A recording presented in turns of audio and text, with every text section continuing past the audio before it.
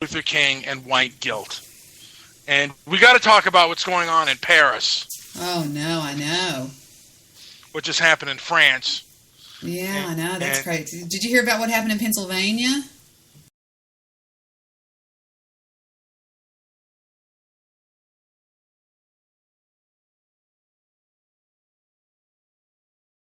No, I didn't. No. One angry.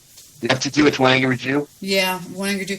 An ex-Marine got mad at his ex-wife, so he went over and he blew away with a shotgun her and her boyfriend. Then he went over and blew away her brother and his girlfriend. Then he went over and blew away her parents. Jesus Christ. Yep. And then he barricaded himself in the house. That's the last I heard. He was, crazy stuff. Oh, man. So we are live on the air, yeah.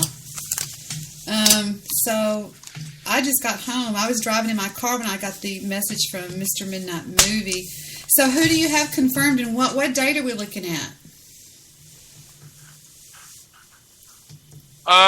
We're looking at Saturday night. Saturday night. That's 2 days from now. We're going to do it on a private Skype. No. Hold on. Oh, sorry. We have the. We are going to definitely record it on our Audacity. Oh. Mm-hmm.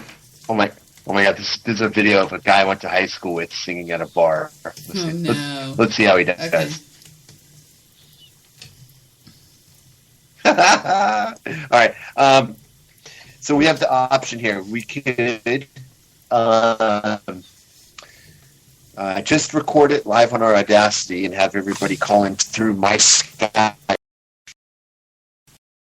Mm-hmm. And as an option, have your show also simulcasting it. We can run it through your show, and people could also call in through your system, so it doesn't overload me. We could have people calling in from both, or we could just do our simple Audacity thing if you don't want to do the recording. You mean pre-record? Or go live with it? Pre-record on Audacity? We're just planning on pre-record. Right. We're gonna have a call-in time. We're gonna have a call-in time on our Skype. We have that on our website. 8:00. We're gonna go. Hopefully, have a few people on a phone call and just start talking and get to the talking points right away. But if we could broadcast it live through your show, also that would also be pretty cool. Oh, absolutely. What time? 10 p.m. Central. 10 p.m. your time, 8:00 our time. Okay, good. Yeah. Sounds wicked. Fine, great. And then of course, Monday night will be our big. And that one we should do. I think we should do your blog talk show Monday night. I can crank it up because it's paid for. Yeah. You know. I went ahead and they took. Now that one I do have to pay for, but I don't pay for Spreaker anymore. So. Yeah, I went ahead and renewed it. Well, it actually self-renewed on the Visa card, but yeah, that's cool. And I get a lot of listeners. Some of them are trolls, but whatever, who cares? I mean, whatever. Victor's hooking up. Noise? He's hooking up a new computer. He got me a new Windows computer today because he had a gift card. Windows? Yeah, it's brand new. It says HP. It's real nice. I don't know what it is. What is it, Victor? Wait, you've always worked off of Macs, I thought. I know, but he wants me to also have a Windows, and the reason why is because he got a gift card from a golf buddy to, was it Circuit City, or where was it? Best Buy. Best Buy, and he just thought, what the fuck, I'll just buy it. And he also bought me a phone. I don't know why. He just bought me a phone. Hollywood swinging. Nice. Yeah, whatever. So it looks like I'm going to have the capability to have Grandma call in and Blaine, if we want Blaine, and all those crazy people. So that would be pretty cool. No, not on the show. Not on the show. I'm just talking about. Oh wait, I wanted to show. Go ahead. I was going to show you who Libertarian Realist is. Yeah. Hold on. This is a gentleman that we've gotten. Could you hit mute from my computer? I mean, for my microphone, please.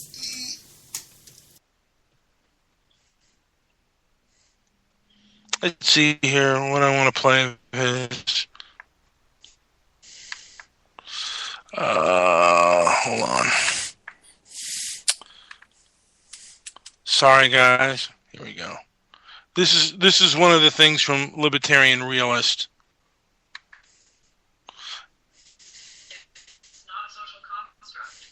Like sex differences, race differences exist biologically, independent of how they are expressed culturally. Race is a biological construct. It's an evolutionary construct. It's in our DNA. Oh. This guy's such a jackass. Who? Me? All right. Oh, wait. Oh, this is Libertarian Realist. Now, he said he thinks he can make it, so he may not make it. I don't want to... Yeah, I have a feeling he won't, but let's see what happens. Oh, this is Libertarian Realist, by the way. Oh, yeah, He looks like Chris Nelson, Debbie. Yeah. Well, no, that's Ben Shapiro that looks like Delby. It's not a social construct. Oh, you're right. Like sex differences, race differences exist biologically, independent of how they are expressed culturally. Race is a biological construct. It's an evolutionary construct. It's in our DNA. How'd you get this guy? I basically, looked at his video and I tweeted him. And you just look what they're about and you tweet them. So far, I think for next year for the steak dinners. Blow me! I have 5 coming up, so you can blow me. I can need to give you my password to that, baby. But what 5? What 5? What 5 do you have? I can't tell you. I told you that, my love. And don't do that, JP, you fart butt. I'm going to get your wife on the phone and say, if he every time he farts, light a match under his butt. I have so many. You farted all night that night. Oh, my God. You pig, I love you. Shut up. Every now and then you hear these little farts. So I think the bet's going to be like by December. Yeah. We'll decide. We'll decide. Debbie, you're going to owe us steak. Shut up. Go ahead, precious love. Just ignore that mean man. I think the bet's going to be in December. Either we're going to come down. If we lose, we got to come down to Texas and see Star Wars there in Texas, or you got to come down to California and see the Star Wars premiere here. I got to tell y'all what I thought about doing. I got to tell y'all since I'm not going to do it. I got an email from that producer at Dr. Phil. Okay, remember? Yeah. And she invited me to Los Angeles. Mm-hmm. Let me show you what she said. I'll show you the exact. Oh, sweet! I got a bio on every one of my singers that are coming up. The one angry Jew. He's so stupid. He's so stupid. Okay, she said... We're going to have so many people on our show. Yeah. This is going to be fun. It's going to be incredible. It's going to be fun. Let me just do it like this. Let me ask James Woods to come on the show. Ask James Woods, that bastard. Okay. James. Why don't you do the show, but don't bring the Jew? Okay, it said... No. It says... Yes. Okay. Oh, piss. Where is it? I can't. Oh, I know where it's at. Hold on. I'm so stupid. I know you're going, Debbie, what do you do? Well, it's really cool. Doink. Why don't you have that producer chick come on our show? She's pretty good, and she is half black. She's hot, man. Damn, she's hot. Guess who one of her best friends is?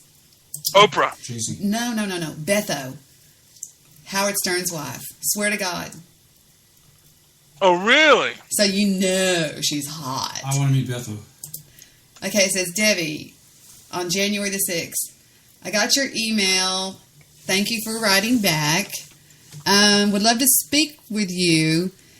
We would need to have you come out to talk to Dr. Phil. Now listen to this. Is there any way that we could fly you out this weekend? Is that something that could possibly happen? And be on the show on Tuesday, January the 13th As I mentioned before, all expenses are paid, including airfare, hotel, food, and food allowance.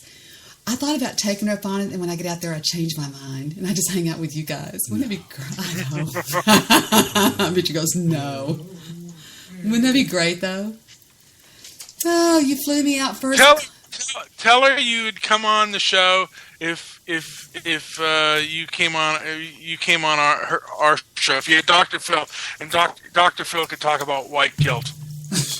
You know, he would probably have an amazing point of view on that, because I think the man's brilliant. I don't listen to what trolls say, because trolls say I'm stupid, and they say JP's stupid. I think you should have Dr. Phil should have 3M. Hey, you. How dare you? Oh my God, that's right. Dr. Phil could have. See, Zoe will What's take that? it. Zoe will pitch anything I tell her to pitch, and She try and build bridges between the two. she could have Mr. Solution and Mr. Midnight Movie. Today on the Dr. Phil Show, two online rivals are going to be meeting in person. These men have spent 3 years out of their lives on an almost nightly basis, literally chewing each other up one way and down the other. The first one is known as Mr. Midnight Movie. Welcome, please, Brian, blah, blah, blah, blah, blah. You come walking out looking all fly like Siskel Ebert. No, I'm joking. I would say, assalamu alaikum. Assalamu alaikum, Mr. Solution. Assalamu alaikum, He and JP baby. got to come out there like that movie. What's it That's called? right. We bad. What's his name? No, the movie where... Victor always does this shit. What, Vic? Okay, hold on. He's got to think of it. The movie... David always goes... Just don't interrupt until you know it. Okay. Anyway, wouldn't that be great? And Jewish producers sitting there waving and coming out behind him. I would love that. Anyway. I would love, maybe there can be a debate between Mr. Solution and Libertarian Realist. He sounds pretty good. Can we listen to some more of this? No, I think Go ahead, Phil let's go wanted to for it. build a bridge between the two. Yeah. Between his son, who's Mr. Solution, the 3M. Mute my mic, baby, please. What? Because I'm going to play some audio right now. Go. Mute the mic. Share the mic. DNA. You have many Neanderthal genes. In sum total, you are, according to the 23andMe analysis, 2.6% Neanderthal ancestry. Do you have the Neanderthal gene? I have several Neanderthal genes. I've come to grips with this, though, I think. In fact, all humans alive on Earth today have them, except for most Africans, because their ancestors never met up with the Neanderthals. If you are a descendant of the modern humans who left Africa over 50,000 years ago, you have between 1 and 4% Neanderthal genes within you. While it's too early to tell what it all means, there are some indications that Neanderthal genes are present in our immune system, the part of the body that fights disease. Some scientists believe that adding Neanderthal genes to our own may have helped us survive strange diseases as we fanned out across the Earth. Perhaps that may have had something to do with our surviving our Neanderthal cousins and going on to create civilization as we know it.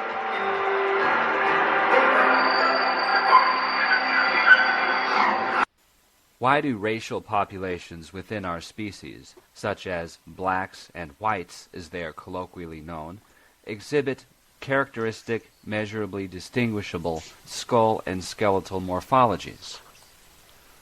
Why are forensic anthropologists able to distinguish an African skull from a European skull? All right, so some of the things that we see here, you have Asian ancestry, you have an intermediate profile, meaning the part of the maxilla is moderate or intermediate compared to someone of African profile, which will have a projecting maxilla, or they will be prognathic. And someone of white Hispanic, generally a straight profile or lack of prognathism. And that would hold true with individuals without African origin, right? Not so much if you have a Hispanic population that does have African admixture. So those are things to keep in mind. Some of the other things that we can look at are dental morphology. The one on your upper left, shovel-shaped incisors, generally associated with Asian, Native American, Hispanic, if you have indigenous ancestry. European and African generally have a spatulate-type incisor. We see a crenulated molar pattern in African populations and a smooth cusp pattern or Y4 pattern in European populations. Some of the other traits that we look at to differentiate, just generalized, is European, Asian, rounded vault, no depression, post-bregma. Bregma is a landmark up here, which from the coronal and sagittal suture, it intersects. And you have a post-bregmatic depression generally in African populations. Franz Boas, the father of modern anthropology, held that the human skeleton was largely plastic, almost in a literal sense. It could be shaped by the environment, which in turn was determined to a large extent by social forces. Hey, Steve. Hey. What's going... Oh, man, that's loud, baby. What's going on, buddy? I'm good. I just want to call in and see how you guys Steve are. Rush? Yeah, What's up, buddy? Steve had a traumatic event What's up, recently, so, yeah, not good. Really? Well, care to share, or is this of a private nature? It's my granddaughter died, so it's been a rough week, man. but Yeah, sad. yeah. We should tell them what Well, happened. hear that. We haven't told them about what happened today. It's got Philip and Astro freaked out. What's going on? What I did, remember? The name? Oh yeah, God, that was It crazy. was weird. Oh, sorry. Remember how I was kind of, I don't want to say psychic, because Blog Talk Radio ruined the word psychic. Intuitive. Remember on Blog Talk Radio, maybe y'all don't remember that, but... Oh yeah, I do. I certainly do. It's Yeah, part of some you of that. were there during that whole time. Well, Steve told me, do you want me to tell him? Do y'all want to hear? It's real short. Yeah. I did. Okay. Steve sent me a text saying, he said something towards, oh, Heather's calling. Hold on. What's up, baby? Philip left and... Hold on. This is Debbie Wait music. Well, you should be singing, sir. La, la, la. It's very loud. Yeah. While we wait for Debbie. Yes. It's I good, might have good to to- hear. We're all over modding. I heard Debbie over modding. You guys sound like is it on my end or what? JP, say something, please. Oh, probably just the music playing. Yeah, no, I'm here. It's just the music playing. You hear music? I think I might make a video using music that's kind of jazzy like that. You know, See, using Count Basie. there you go. Like I could see you doing that. Absolutely. You're just all about the Can you music. imagine Mr. Solution chiming in right now? I hate you, son. You're dumb. We could Never just said- we could just have that playing like throughout, like just a drum solo, you know. And like, you're dumb. You're an idiot. little drops. Little Absolutely. drops. That would be amazing. Instead of symbols, we'll just have insults. That's correct. That works for me. That's how I got through life. Yeah. Just drops. Drops of the old man. Oh Wouldn't man, that what a be week! great? Right here. Jesus, yeah. I heard you guys were on last night. You guys actually helped me through. I was listening 3M. I know you've been on quite a bit, and when you're going through something like this, it's good to hear something that makes you laugh. You need to deviate from that a little bit because you can only take so much of it. Yeah.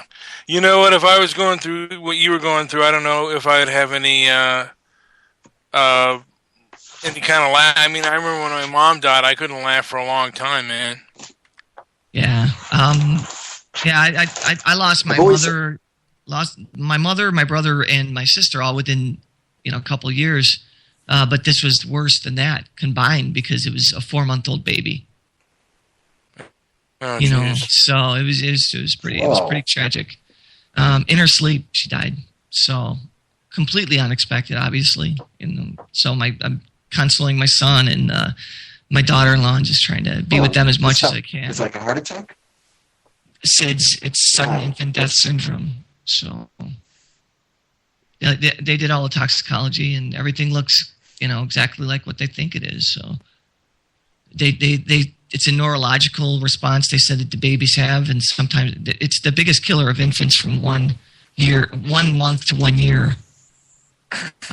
So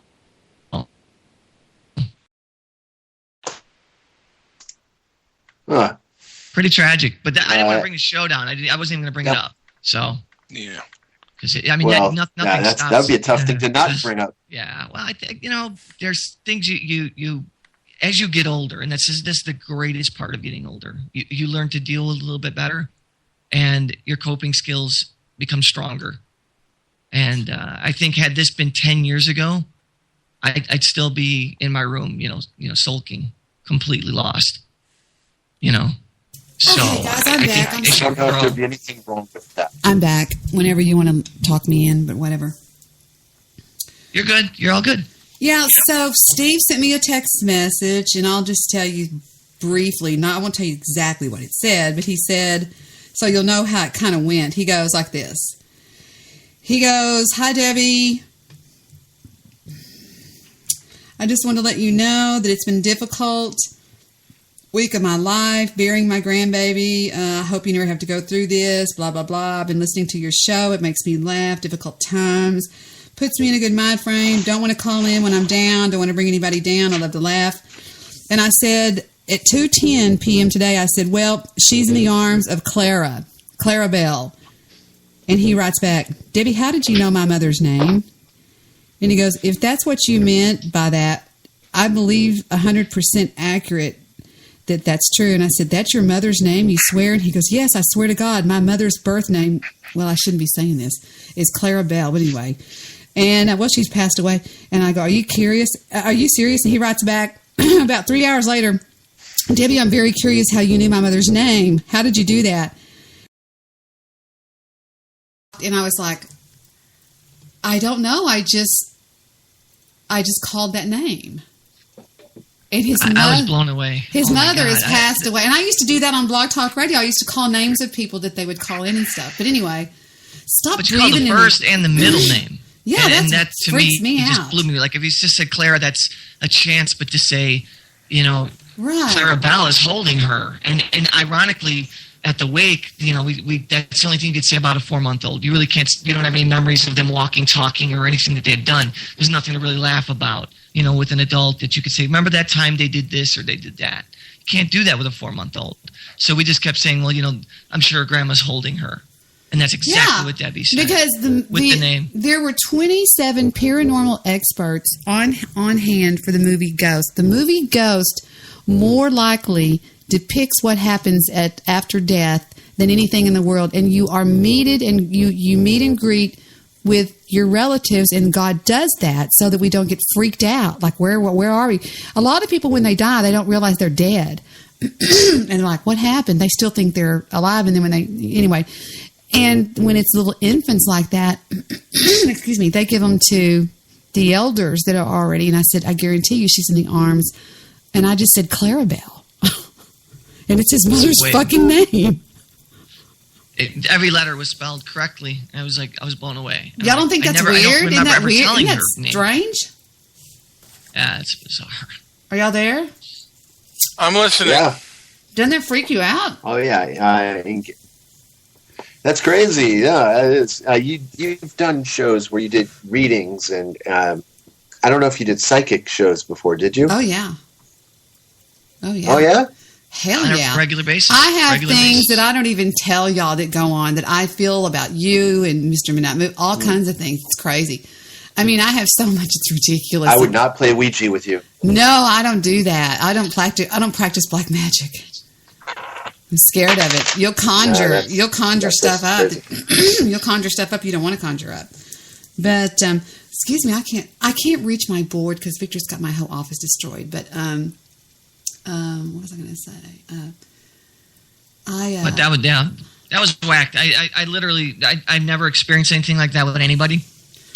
And Debbie doesn't know my mother's name, so that was like, how do you get that? Well, the first time you called me was for a psychic reading. The very 5 years ago, over 5 years ago. He called and he goes, I've got a photography studio and I don't know what to do about it. And And I just gave him a reading and told him what to do. And I said, I don't see the future and stuff like that. So. And she was, that's when she was doing it every night on a nightly basis, ironically. Yeah, it's pretty wild. I was pretty popular on there. In fact, Storm Seth Stevani used to come to my shows. All the big psychics on Blog Talk Radio would come to my shows and hear me read. So, not bragging. I don't do anything else good. There was a lot of people there. It was a busy show. So how's everybody doing, man? News to me. Yeah, everyone's doing well, I guess, in comparison to what you're going through. That's pretty tough. Absolutely. Yeah, it's horrible. I got my friends here. I'm good. You take care of the mother. Remember the mother. That's who's hurting the worst. I've been talking to her and spending time with her. I swear, Deb, probably 9-10 hours a day, consoling her and talking to her and giving her uplifting thoughts. How old is she? She's 20. She'll be 21 in a few days. She's strong. That's good. She's young. She'll have more children, but still, that's hard to do. Yeah. Mr. Midnight Movie, I am going to scold you on air. I'm going to most recent pictures, and she died a few days after the Christmas pictures. I'm going to scold Mr. Midnight Movie on the air. You haven't said one word because you're being selfish. Because you're like, we're not talking about what I want to talk about. No. I think he's being respectful, actually. I think. No, what about that thing with Clarabelle? That's pretty fucking free. It's weaky. Yeah. No, Debbie, to be fair, that's a pretty heavy thing to comment on. No, I mean the Clarabelle thing is what I'm talking about. Clarabelle, not the death of the 4-month-old. That freaked me out today, and freaked Steve out worse than me. Clarabelle. Yeah, she used to always get teased by it, and I went for a ride because I just needed to. Sometimes you just got to get away a little bit, and that's what I do a lot of times. I'll get in my car and I'll just cruise, and I literally I had to call her. Mr. Midnight Movie, okay. I got to tell you something funny. All right, let's do that. Let's change Todd gears. Morris did a show where he was simulcasting our show the other night, and he goes, "Oh, I can tell that Mr. Midnight Movie and Debbie are getting on the outs. They're going to be breaking up any day now." And I was like, "Bull! Oh my God, he is such a drama queen. Oh my God." Todd Morris from Prankville. Oh yeah, he was simulcasting our show. He's being awfully nice to me yesterday. Mm-hmm. Yeah, I listened to him yesterday. He was pretty funny. He's crazy. He's funny. I'll tell you who's funny is Guy Shade Shillbilly. Oh my God! Didn't you used to like Shillbilly, Steve? When I listened to a couple of minutes of it. I couldn't take much more than that. Guy Shea, I could listen all day long. I know that doesn't rub everybody the same way, but I think Guy Shea has the capacity to be on television. I mean, I don't like all the drops and shit he plays. If he would stop that and just talk, he's got an amazing fucking mind. Man, his mind. Yeah, his mind is brilliant, and the way he structures shit, and the way he frames and puts it in, and he puts the way he puts stuff together, in like the only person I can compare him to is like Craig Ferguson. I don't know if you ever watched his Late Show. No matter what's going on, within a millisecond, he'll have something right back at you just as funny or funnier. Yeah, that rings a bell. Craig Ferguson. Yeah. Is he off the air now or what? Yeah, it really is hopeless to argue against him. It is. You can't beat it. You're right, Deb. He is off the air. His show just quit, but now he's doing another show. Oh, okay. I didn't know. Yeah, Lester Banks. The game show. Lester Bartholomew Jones thinks Guy Shea is the funniest human he's ever known in his life. Literally. I'm not going to argue with him. When he gets on one of his rants, his mind goes places I can't imagine my mind going. Listen to what he said just for a second last night about Bathtub Girl, then we'll get back to our topic. Removed. And Guy Shea, your host, is seamlessly cutting out small... 2 days out of the MEP station. Yeah, he left from fucking Baltimore. They flew him into the MEP station down at Fort Dix, and you know what they said? They said, look, you are a butt-munching faggot. You got to go. And they tested him. They found out at that time, it was don't ask, don't tell shit. And they found out that was, in fact, a clitoris, and they had to let him go. And I'm thinking this guy's actually going to threaten me. Jesus fucking Christ. Talking about a Mike Tyson fucking knockout. God damn. Anyway, we're gathering money up for his gas card. He's going to have to get a rental car, I think. I don't know if anybody will pick him up hitchhiking with that stupid mask on. Fucking butt pirate. Anyway, hey, I got some good news. I see I have a lost signal. Thank you, Spreaker, you bunch of fucking dirty, filthy Italian cocksuckers. Appreciate you giving me a lost signal again. I'm just going to keep talking through your lost signal. He doesn't hold back on anything, man. He just lets it go. Are you feeling a little bit lost? Are you confused about your whereabouts? Spontaneity. It's unbelievable. Did you just drop a quarter? Gotta go. Hey, man, that's not fair. Get back here. We can go. Anyway, so... Hey, Debbie, do a really quick playback of our audio. I think you're going to want to hear it. You sound like you're over-modding. Everybody does. That's why I'm asking you to do that. Okay, let me go. Victor was messing with the audio. I think the board's too high. The gain might be too high. All right, let me take a look and see. Starting, okay, let's all give a mic check. This is Debbie with a mic check. 1, 2, 3, 4. 1, 2, 3. This is Rush. 3, 2, 1, 3, 2, 1. That didn't sound too good. Go ahead, guys. This is Mr. Midnight Movie. Bloviate. We're going down. This is Jewish producer with egg in your face. Here we go. Playback. It's Rush. 3, 2, 1, 3, 2, 1. That didn't sound too good. Go ahead, guys. This is Mr. Midnight Movie. Bloviate. We're going down. This is Jewish producer with egg in your face. Okay, it's Jewish producer. You're over-modding a little bit, my love. Just a titsy-witsy. Have you got your gain up a little bit too much? Let's see, how's that? Wait, do it again. All right. 1, 2, 3. This is Jewish producer saying, Todd Morris is a bitch. Playback. Sing a little bit, my love. Just a titsy-witsy. Have you got your gain up a little bit too much?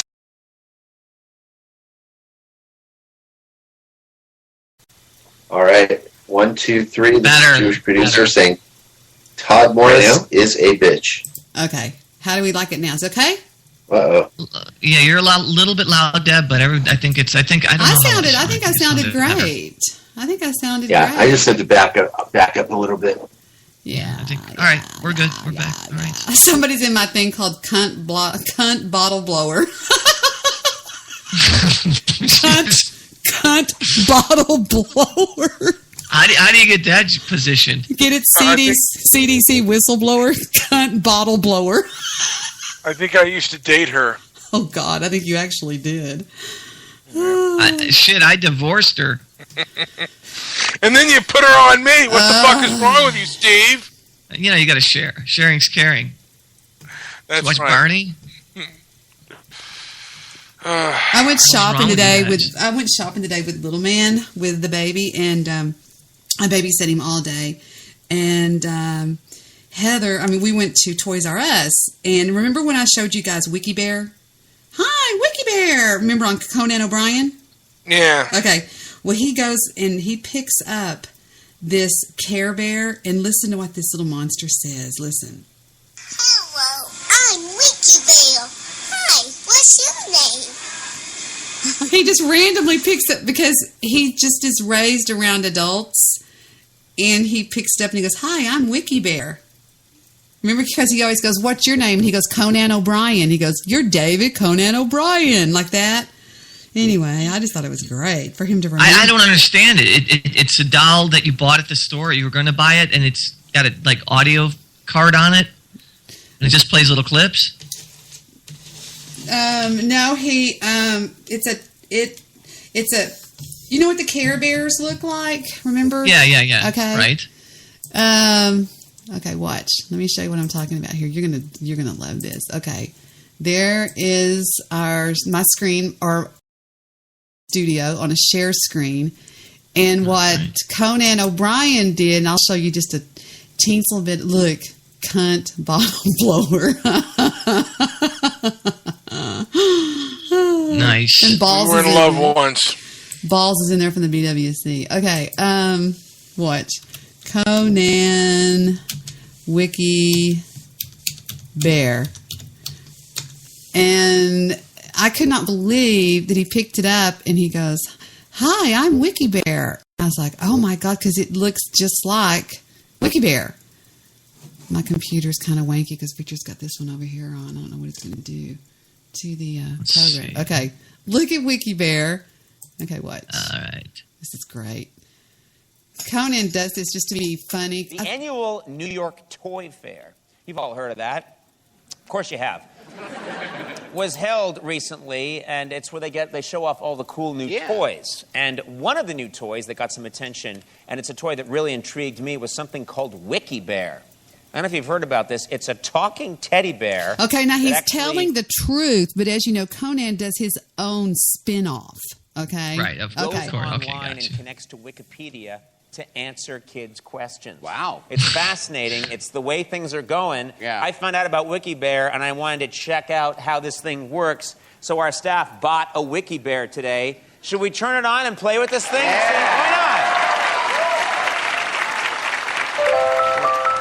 Why Mr. Midnight not? Movie, Turn you'll the love switch this. on, okay? Hello, I'm Wiki Bear. What's your name? Did you hear that? Conan O'Brien.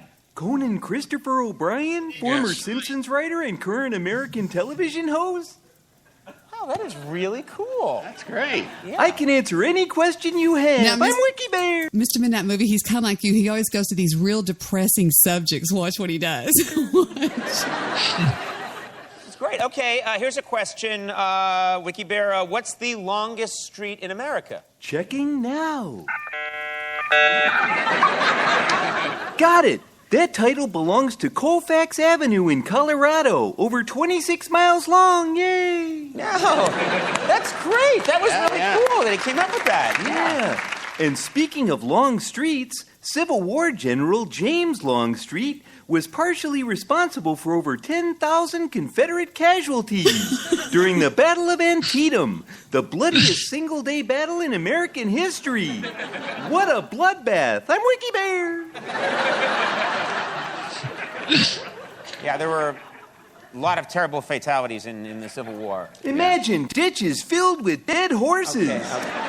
Let's try another question. What's the fastest animal on land? The fastest land animal is the cheetah. It can reach speeds up to 75 miles per hour. Watch him spin this Great one. information, really fast. But it's still not fast enough to outrun Jack the Ripper.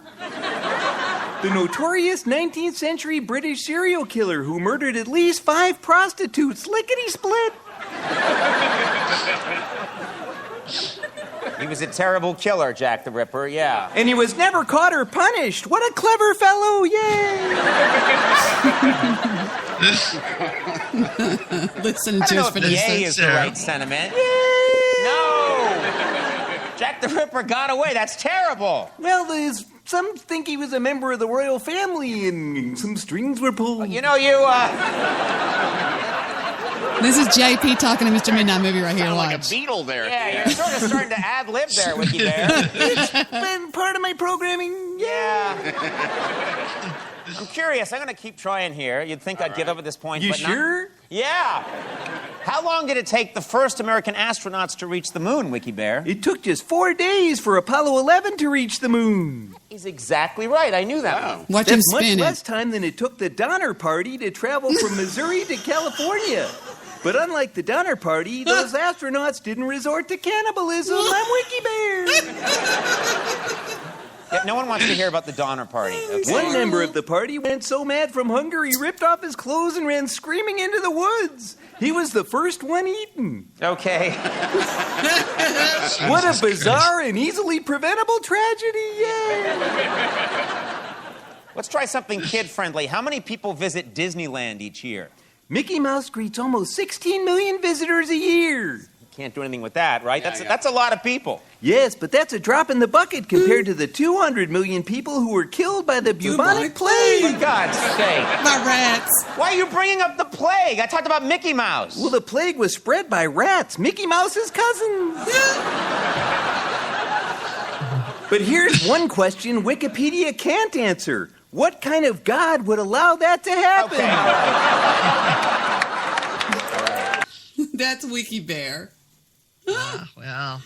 And the baby picks up. I like Wiki Bear. I know, I love Wiki Bear. There's millions of Wiki Bears on there. He does Wiki He's Bear all the great. time. And he, I don't know. I just wanted to show y'all that and share that. I feel like we needed to liven the mood just a little bit. I think you would agree. So. Oh, absolutely. Absolutely. Yeah. I'm going to kill the feed, and in a minute I'm going to show you what Jet did when he goes. He just randomly picks up this thing and goes, "Hi, I'm Wiki Bear. What's your name?" And that's exactly what happens when you turned Wiki Bear on. Is he goes, "Hi, I'm Wiki Bear. What's your name?" And he goes, Conan O'Brien. He goes, "Conan Christopher O'Brien," and he goes, "Yeah, that's pretty good." Anyway, so I don't know. I want a Wiki Bear. That's all I'm saying. I don't know how much they are, but I want one. They're real. I want a slice of pizza. You didn't eat tonight? I did, but I want a slice You wanted of pizza? I was listening to this. Was it yesterday you wanted pizza too, or the day before? That's every day. The day before, I wanted pizza, and I haven't gotten pizza yet. Angel What did you have for lunch? What did I have for lunch? I was at the DMV all day. Good. You sound like Wikipedia Bear. Oh, I hate the DMV, and a good slice of pizza would be so great right now. Well, I could order you a piece of pizza, but you don't live close enough. I'm coming over right now. What's the best pizza out there, Debbie? Oh, I could get him some pizza that would blow his mind. It'd be in Campese's right now. Don't put any pineapple on my pizza. No, that'll piss me off. I would never do that because I know you hate it. Yeah. Too much fiber. Now, why do you? Do your kid? Does everyone in the family like pineapple on their pizza, or are there other people that hate it? My kids can't stand it, but Victor and I do, so that's about it. Or I do, and Victor kind of picked it up from me, so. Yeah, I hate pineapple on pizza. Hate it. Really? I'm with you, brother. I don't understand it. I just don't get it. I'm from Chicago, and pizza is sacred here. It's like a staple of the city. So. Okay, I'm going to bring y'all back on just for a second so I can show y'all what Jed did, and then we'll get over this real quick. But I just wanted y'all to laugh and just, okay, here we go. Now you're back. You're back with me. Watch. Okay, now remember, this is just totally random, and I said, stop, do that again for Daddy. And, okay, here he goes. Take a watch. Hello, I'm Wiki Bear. Hi, what's your name? Can you believe that? Look at that bear. Yep. Oh, wow. Isn't that crazy? Can y'all see it? Yeah, that's pretty cool. It is cool. I don't know. I just thought it was kind of weird. And he goes, Mika, look how big these crayons are. And I go, those are Banks, Angel. And he goes, oh. So, both of my kids had those banks, yeah. He's gotten so big. Geesh. I'm Wiki Bear. Hi, what's your name? You hear me laughing. That's I just awesome. thought that was funny. So anyway, that's all I wanted to show y'all. It blew my mind when he did. I thought, God, how did he remember that? You know, Jesus Christ. Kids' memories are like vaults. You know why? Because there's nothing else in there. You know, they don't think about the bills. They don't think about the problems. They kind of just go with the happiness and the flow. So. And you know what the best thing is? I mean, the most calming fact. This is called the John Holmes edition. I've never heard that. I bet it's about. Isn't John Holmes the one that's the guy the porno star? Yeah. Yes. Wonder what he says about him. 18 inches. 18 inches. You know what y'all did the other night that was so fucking funny? I don't know if y'all listened to it. Have y'all? He's just trying to be like me. Good. Have y'all listened, like Annette says, you have to walk in and walk back and walk in and walk out. Have y'all listened? Have y'all re-listened, guys, JP and Mr. Midnight Movie, to you guys going over those movies the other night? No. Have you not listened to that? No. That is probably 10 minutes or 12 minutes of some of the funniest audio that we've had on this show. I actually was very confident that was actually pretty good for some reason. Oh my God, Mr. Midnight's responses. It's fucking hysterical. I mean, it's like it's nuts. It was they were making me laugh. Mr. Midnight Movie had nothing good to say about one fucking film. I started reading the names of the movies. I gave up. I just started reading the names of them. And you can tell that Triple he kept M, putting them down. I'm like, oh, fuck it. He's laying in bed. And he's going like, he goes, next. And he'd go, okay, we've got, and Jewish is all sitting up all proper. And he kept wanting me to read more. He just read me more. And then he just goes, more names. Like, I'm going through them. Like, what do you want from me? Fucking idiot. Next. It was just so funny. What night did y'all do that? Was that Sunday night? Garbage. That was that the night before last with Annette? I think it was this one right here. Where we're talking about, watch right here when I go away, watch. Lost momentum, okay? And whether they have much of a memory or not, it lost a lot of momentum. And people were silently saying that they kind of don't care. Those that were interested in it lost interest. And it was kind of an unspoken word. They didn't say, this is it, it's over, but that's what happened. Unlike the civil rights movement, which continues on and on. That's all I have to say. Mm-hmm. Okay, watch. Taking place. That thing with... I have a hard time. Well, where are the dots connected? You know, that's what I'm trying to do. I'm reading a book about this guy named Kerry Thornley. And number two... No, that's Mr. Midnight. That's Mr. Solution. But that was the night y'all did that, right? No, it was the night with me and Annette. It was after the It wasn't the Cold War show, because we did the Cold War show about the Cold War, and then we did a show with you, me, and Annette. And Mr. Solution, I don't think, went on the show. Genuine Skype call. I bet it was this one. Yeah, it was a Skype call.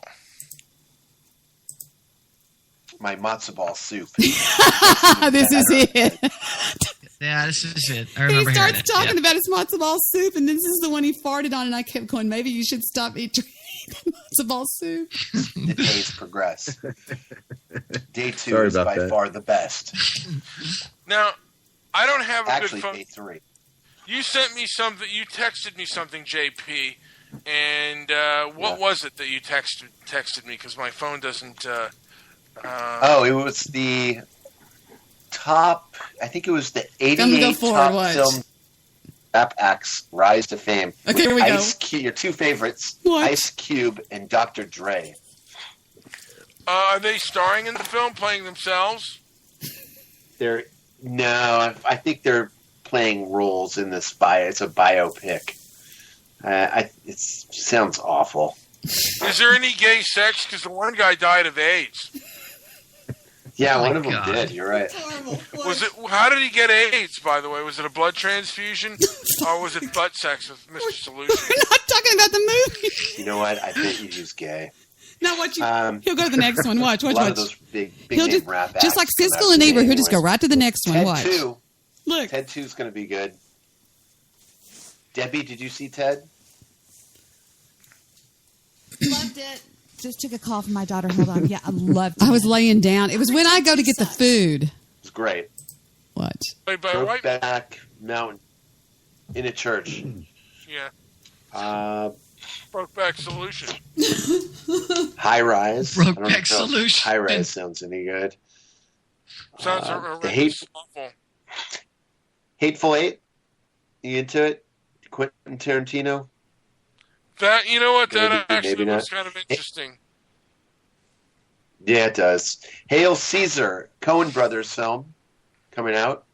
I love the Coen brothers. Yeah, you can't go wrong. Oh, here we go. No, wait. Is this an Grimsby. actual? Wait. Can I back to hell, Caesar? Is it an actual film about Caesar? Is it set in Roman times? The Coen brothers return to Barton Fink territory with a Hollywood set tale of an actor who disappears during the filming of 1950's sword and sandals epic Hail Caesar. It's set for a February 2016 theatrical release. Wow, that's over a year off. Well, 2016 it's coming out? Yeah, it's a year from February. It'll be out. Fuck them for teasing me. Okay, he goes like this. He goes, what? In 2016, it's coming out. Fuck them for teasing me. That's all he said. I'm like, I just said it comes out in February 2016. He goes, oh, is that a 2016 release? He was giving his opinion on every one of these movies, and he was Bang like, him over the head with it. fucking idiots. Go to the next one. He's just like, fuck. Hey, 3M is a movie guy, and he's very particular about it. It was a real Siskel and Ebert moment. So if y'all want to catch that, it's called Replay and then a genuine Skype call. It was 2 days ago. Replay and then a genuine Skype call. It's pretty freaking funny. They go on for quite a while. They're left alone on the show because I was not feeling good. I went to go eat, and I just left them alone for like somewhere upwards to 10 to 12 minutes, and they just keep going and going and going, and it's pretty lousy. I don't know. Yeah, oh, absolutely. And yet, here's a really, really good indicator of a friendship. These two guys just could tear the shit out of each other and always have. And at the end of it, they're shaking hands. They're always best friends. So, I mean, if there's any, they're really great friends. Victor laughed his ass off when he was listening to Karen, Hendry's bitch, tear Mr. Midnight Movie a new one. And JP's over there going, nah, nah, nah, nah, nah, nah. Well, then she turns her light on him and she lights his ass up. And he's like going, fuck me. She was going to crucify you. And JP goes, I've been trying to tell him that. And he's like, going, nah. You know, you can just see him standing behind her, sticking his tongue out. And then all of a sudden she turns to him and she goes, well, let's talk about you, Jewish producer. And she starts wearing his ass yeah, up. I heard that. Did you hear that? Yes, I did. I couldn't sleep because it was really freaking, I was like, whoa. And I just sat back. I thought, I'm not going to say anything because I'm not going to white knight them, make them look like sissy boys. You know, I let them stand up. They handled her pretty good. Jewish producer went kind of off on her, and I liked it. Now, the movie stuff reminds me of when my father and I, well, actually, my father had a film festival, and he had gotten all these films, and my father and I were looking at them. And one of the films, my father goes to me and goes, well, what do you think? And I said, well, the best scene is when the gorilla fucks the monkey. And he goes, there's no scene like that in this movie. And I go, exactly. There's no good scenes in this movie. Oh, he just gets so grouchy. Here's some more of it. Just interrupt. Yeah, I don't know why they're doing that. That's crazy. Grimsby looks kind of interesting. No, what? What's it about? What's this is the audio playing, Steve. I'm sorry. Mr. Solution goes, Debbie, I cannot tell when you hit audio because your audio is so good. And I was like, thank you. Exactly. Okay, here comes some audio in 3, 2, 1. A football hooligan comedy co-written. Okay, now watch what Mr. Midnight Movie says. Okay, here we go. By Sacha Baron Cohen and Louis Letelier. His last film sucked ass, by the way. Okay. Yeah, it did. This might suck. Oh, here comes. We'll do one more. That might be bad. We'll do one more. Okay, here we go. All right. Oh, HBO has an expose on Scientology going clear. I want to see that. Debbie, what did you have to say? We're sorry. I just said I'm back. I went to get my food. You know, I think I have found the best food in the entire world. All right. Tell us about it. Oh, then I talk about the food. Then I go back on mute again. Just listen to it, guys, if you really want to laugh, because it's pretty funny to listen to these two guys when they get going together. So what we're talking about tonight is we're planning on a big shindig for MLK Day. Now, when is the actual MLK Day? That is what day? That is Monday the 19th. But Saturday, we're having a pre-show, a little warm-up game before that at 8 o'clock our time, 10 o'clock When? your Sunday? time. Sunday the 18th? Sunday the... Well, no. That's Sunday... right. No, Saturday the 10th. Oh, okay. Tomorrow. No. Yeah, today's the 9th. Well, it's still the 8th. Oh, shit, yeah. Well, yeah, okay. Saturday. Saturday. God, it is not Saturday where we live, Debbie. Start talking about popcorn. Get out of your time machine, lady. I'm in the future. Let's see. Rush is ahead of us. Let's see. Not for long. Not Russia, Czechoslovakia. I'm just kidding. Sorry. Because you said Russia's ahead of us. We got it. Oh, shit. Fuck it. Okay. All right. Best pizza. I have a full calendar this January. No, I don't use this one very often, except just for stuff online. So, Debbie, we're going to be in the same time zone very soon, in a week. Really? You coming down? Yeah. No, not there. But I'll tell you in private. Oh, yeah. man. Pass the pizza. I'm going to be hell of a lot closer. I'll tell you that. Pass the pizza. Really? Oh, yeah. Sweet. Yep. Nice. We're going to Sounds finally good. meet after 5 years, man. Yeah, well.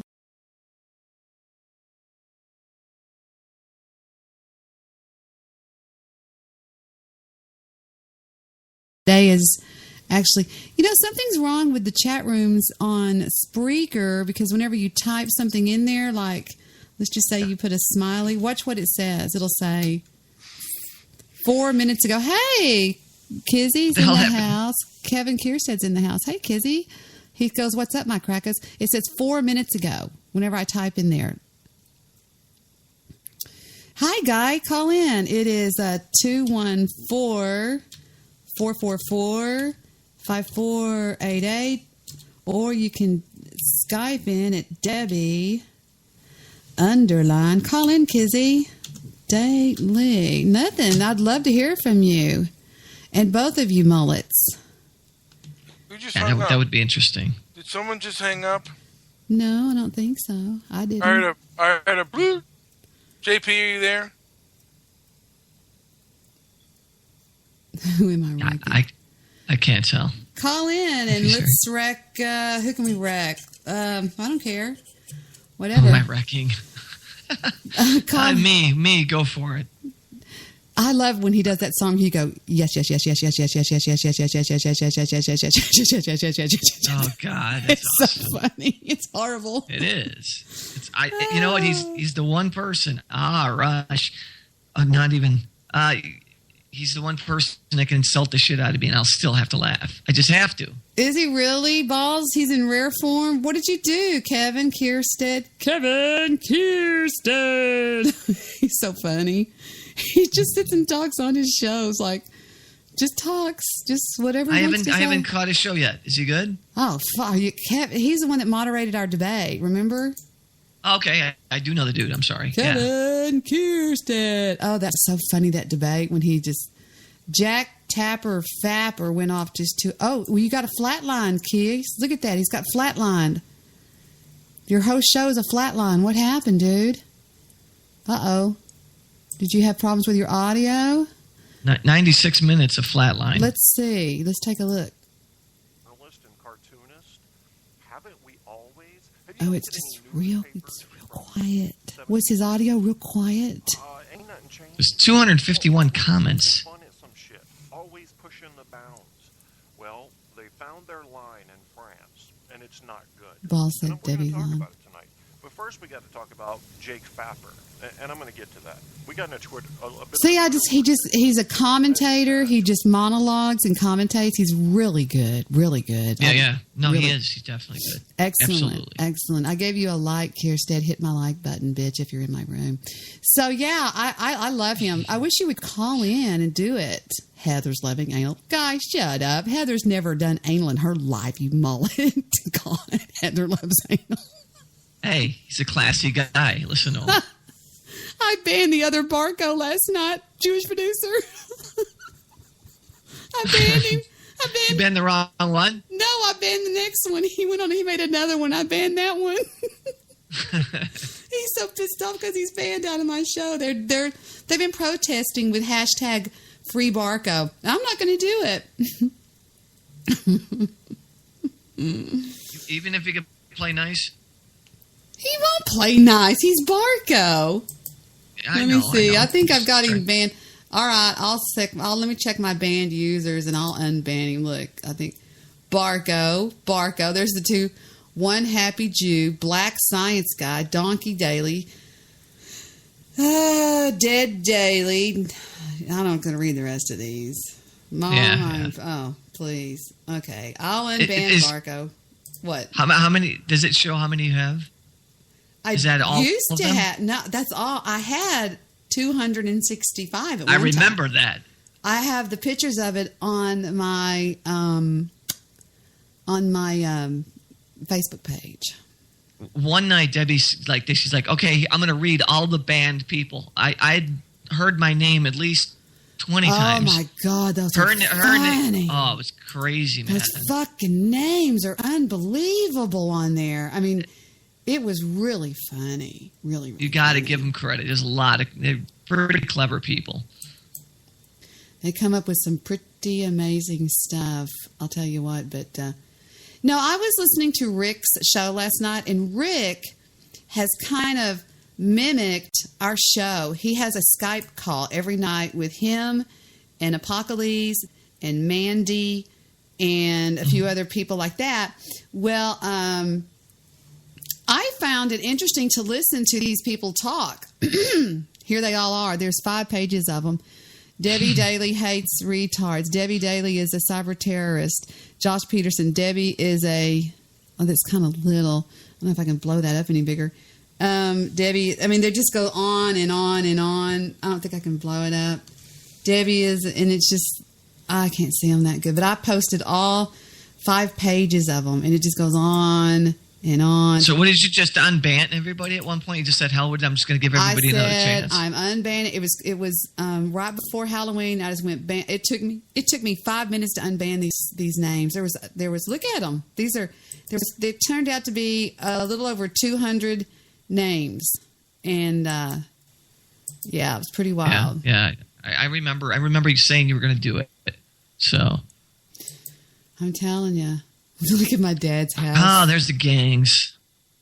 Yeah, I have that picture actually saved on my computer somehow. Look at the flowers my grandmother planted in the front yard. Isn't that cute, though? Look, the flowers. That's very cool. Isn't that great? And my grandfather built this house. Isn't that hysterical? There's a little roof. There's a fireplace. And then I wonder what camera that was taken with. That had to be done with a 4. It had to be done with a 4x4.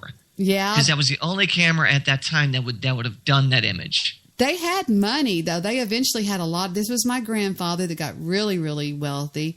This is his oldest son, Joe. This is my father right there, and that's Uncle Paul, the guy that does all the radio. That's Hit the 3 Boys right there, and that was obviously. And then this is my mother on Galveston Island, and this is her brother. Okay. Isn't that wild, those pictures? Yeah. Yeah, they're wicked. It's good. It's great to have them. It's great to have photos. There's a monkey. She's going to get breast implants. Really? Uh-huh. No, she shouldn't. She is. She wants I agree with Steve. She shouldn't do that. She wants to compete. My daughter is too, and I keep telling her no. It's hard out there, guys. Nowadays, everybody's got them, and the competition is fierce. She is probably one of the prettiest girls I've ever seen. There's me and Steve. Remember, Steve? I showed a picture of me. Yeah. You know, I just saw where your hand was. Watch where you're touching, kid. My breast implants, I've always been disappointed after I got them. I've never, it doesn't fulfill you. Look at do you producer. Ever pleasure yourself to yourself? What's that? You know what? That was the main point, but it wears off. It just wears off. You ever just look in the mirror and just say, "Look at these." Look babies. at JP, how in shape he is. I made him real strong looking. He goes, "Don't call Debbie Daly during the game. Look at Mr. Midnight Movie. Look next to Mr. Midnight Movie. It's Mr. Solution." Anyway, Those things are so. I always make them about me and Mr. Midnight Movie. Well, look, Philly. Oh, that's Heather's boyfriend, Philly. But anyway, this is. Oh yeah. I just make these stupid things. I don't know why. Yeah, I know you got me making them. Well, you got me to make them for a little while. I kick ass in fucking what's it called? Backgammon. I always take pictures of them. Never played it in my life. Never. Look, Debbie helps Mr. Midnight open his chute. Look how chubby I made him. Isn't he cute? Oh, anyway. I look like, you know what? It reminds me of Siskel and Ebert. It's funny. That was so true when you made that one. You were covered in snow. I mean, you were just. We were buried. Every day we got buried. That was last year. I wish to handle Mr. Midnight Movie as a hostile witness. Oh, that rocks right there. That right there is up to about 12 million something right now. Is it really? Yeah, 12 million hours of listening. That's me singing Wrecking Ball. That's me trying to stop you. That's Lester Bartholomew Jones. Debbie tries to cheer up Mr. Midnight Movie with a Twinkie wiener sandwich. That's a great idea. He'd love that. Is it the worry of today's Tom Sawyer? Because I sung the things wrong, get it? Yeah, I got it. Debbie's tired of her internet crashing. I'm turning Debbie into a Rush fan. That's funny. All these Geddy Lee references, and that's funny. Anyway, that's it. No. Debbie visits Mr. Midnight Movie in the asylum. Aw, me when I was 2 years old. I look like a little devil, you know. I look like a little mean baby, don't I? Damien! Look at my little mean eyes. I have little mean eyes. What? It's a forced smile, and that's why photography sucks when people pose you wrong. That's a wrong pose, and when you force smile, that's what kids look like. Look at me showing all my teeth. Oh, well. Anyway, I don't know. Cute kid. Audrey. Those are cute. What big hugs. I know. Debbie once again taking Tamiflu. I love that. That's my favorite. Troll this. That looks just like one of my guns. My .357 revolver. Looks like a .357. Steve won't let Debbie Facebook her ex. Oh, wow. That's a big old face picture there. What the hell is that about? His name is Chad, but he calls himself Gardia or something like that. Weird. So, anyway, that's all. What? I'm probably boring y'all to death here, but I just, for the people listening live, have no idea what the hell we're looking at. I know. Look, Debbie. Steve always finds a way to one up a Debbie. Yeah, I was going to show y'all that. I'm blown away lately by Guy Shea. He went on a rip the other day, man. I mean, where does he come up with that shit in his mind? Does his mind work that fast? I think it's exactly what it is. Just like Craig Ferguson, he has that ability to Feature compared be instantaneous. Feature compared him to Don Rickles. Have you ever heard Don Rickles? You know, just like he's got like a rapid fire. Yeah. Guys, I got to get to bed. So. Okay, so all right, my friend. Night, right? All right, take it easy, everybody. All right, my friend. Good night, man. Okay. Later. Do you still love me, or what's going on? Of course. You are her fucking favorite. Debbie's got a lot of favorites. No, I sir. do not. I could speak for Debbie on this. You are her favorite. Yep. End of subject. Jewish producer could tell you what I said to him the other day behind your back on Skype, and you would be surprised, probably. Just ask him. There you go. Feel the love, brother. Go to sleep with the love in your heart. Baby Jesus needs that. If I don't see you on Friday, if I don't hear from you on Friday, definitely Saturday.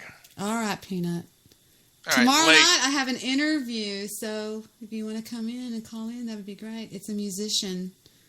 Hey, do you know whose birthday it is today? Who? Guess. January the 9th? I don't know who. Yours? You'd never know whose birthday it is. I mean, Give a clue. I mean, you can't just guess. Yeah. There's a million people in the world. he's a male. Oh, Okay, We and most kinda keys figured are that. males. Mr. Solution? You got it. No, it isn't. At least it says that it's his birthday on Skype. Oh, I didn't check that. I bet it is then. No wonder him and I get along so well. I do not believe that for a second that he would put any real information on there. Hey, yes, he did. The first time I got him on Skype was about a year ago. And I said, Mr. Solution. He goes, what? And I said, you can't do that. You've got to make a fake name. His real name was on Skype. I remember that. Yeah, and I said, and I got to see his real name, his actual real name. He goes, oh, shit. He goes, I just signed up and put my... Yeah, he didn't know. See, Skype does that to you because when you sign up, you put your name and your credit card and all that kind of stuff, and then it just goes, go live, and it just uses your name. And so he didn't know to change it, and I was like, don't do it, because he was just fixing to call into my show, and everybody would have seen his name. You know what, Debbie? I would love, if you could call Doc, because I would love to know who this man really is. And just, my BTR father. Mm-hmm. Who is this man? That would be kind of interesting. Just think of all the birthday parties he's missed, how many presents he owes you. Yes, you damn tootin'. There He you go. said he would meet me and have lunch with me. All right. Mm-hmm. All right. Hey. Well, I'd like to see him live on the air. Oh, absolutely. We record it. Yeah, that'd be awesome. All right, guys. I'm going to bed. Bye. Get some sleep, my friend. Talk to you soon. Later. Bye-bye. All right, who we got now? No? Just me and you? What happened to the call? Steve? What happened? Oh, Mr. Midnight Movie hung up on everybody. That's all right. He's so stupid. Some days he does things that people want to know more information about, but there's no way to find it because there's nothing there. It's a void. He said to me, you know whose birthday it is today? Mr. Solution. Mr. Shashnoshitos. He knows more words than I can ever think about not knowing. He knows 5 words more from me to you. Miss Montoya's got the tinky winky. I know I've never said that on the air. I came rushing into the house. I rushed in here and I got on the call with Rush, and I'm rushing, and I didn't go check on Fufu. It's teaching. I didn't go check on Fufu. No, I'm joking. Well, play a track and come back. Oh, cool. Play a track and come back. Right you here. You want to hear some DJ Bad Guy? Oh, absolutely. That sounds great. Okay, DJ Bad Guy while Miss Montoya goes and checks on Fufu. Point I'm trying to make. What was I talking about? Here he goes. I can tell he's in one of those moods. For real? Yeah. I'll be back. What happened is I was actually working as a very old bouncer. Loser. L on the forehead, that kind of thing. But anyway, I don't want to go into it too much because we beat all those indictments there. Thank you. But the point I'm making, this particular gentleman's club, I don't know. I owned a titty bar. That was a gentleman's club. Difference is about $3 cover at the door, I think. Anyway, it's the same thing. I mean, tits, ass, that kind of thing. Fake boobs. Put the flashlights under them. Check that shit out. It looks like fucking Mars. Anyway, the point I'm trying to make, what was I talking about? No clue. Anyway, first in the chat room, Apocalypse, thank you, have no life. Rick, Baby White Jesus, of course, going back to the Fuck You Net. You know, that makes me real happy. I hope they do a show. I hope Dino does one with you. I'm not saying you're just the co-host anymore. I'm not saying you're the bridesmaid.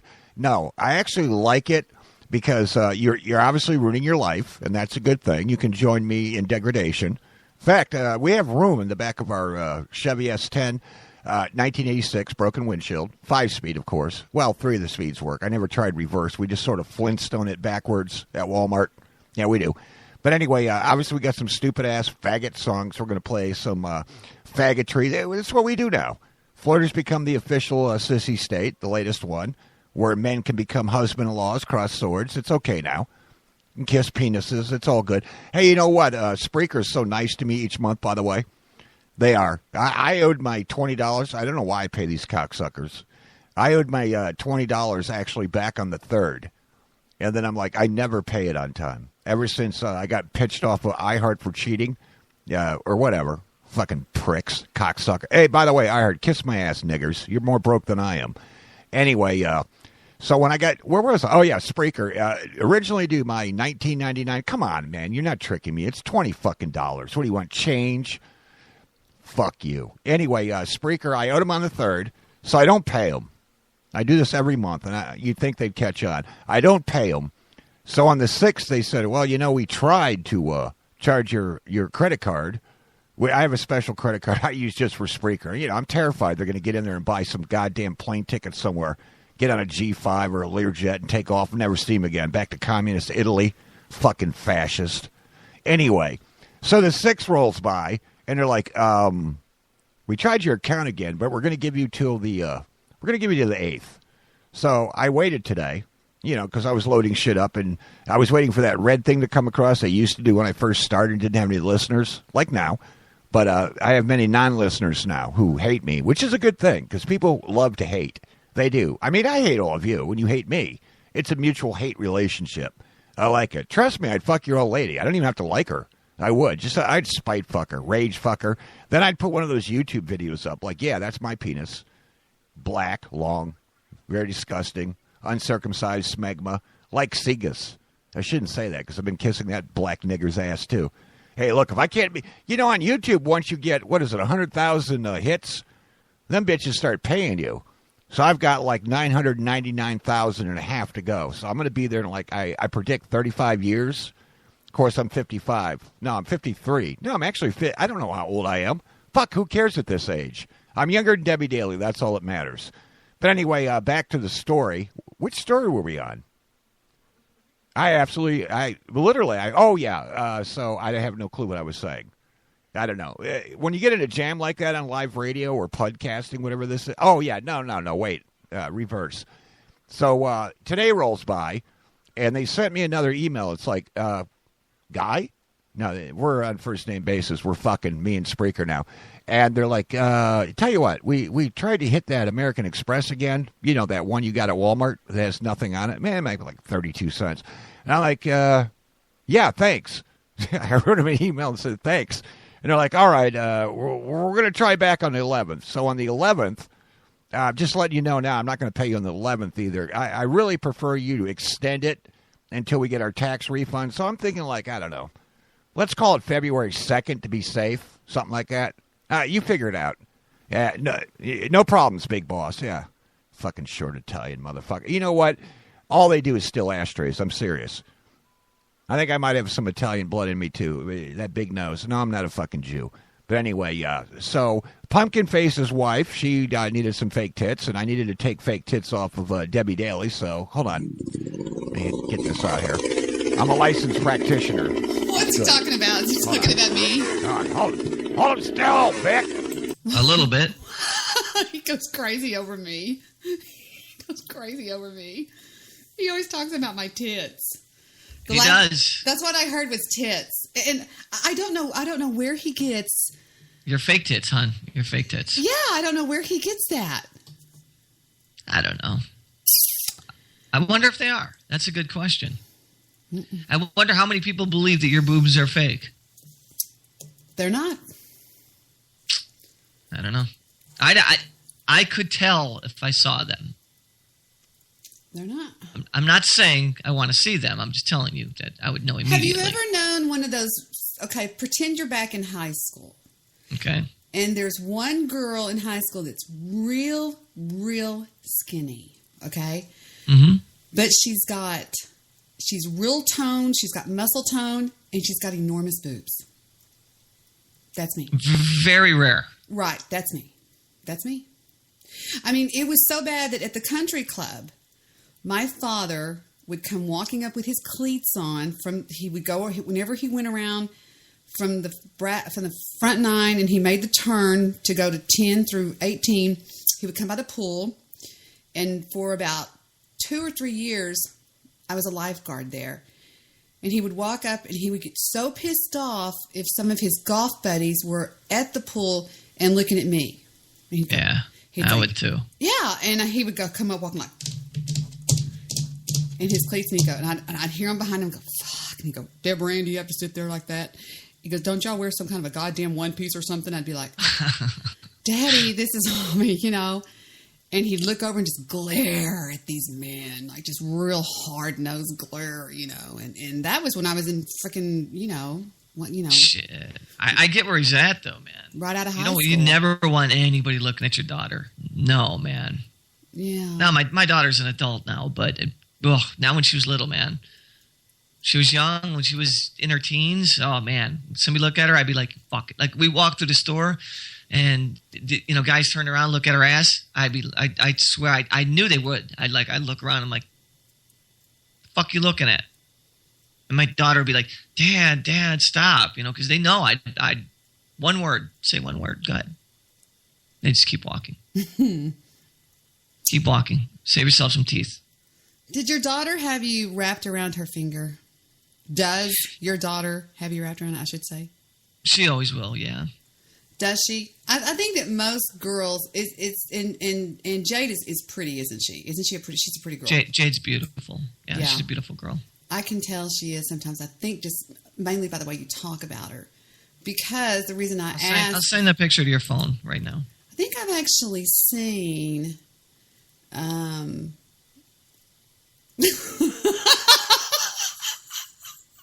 they think you're laughing at my daughter's picture. That sounds terrible. No. Look at the chat room because I don't mean to get fresh, but does Vic give those fun bags of titty fucking?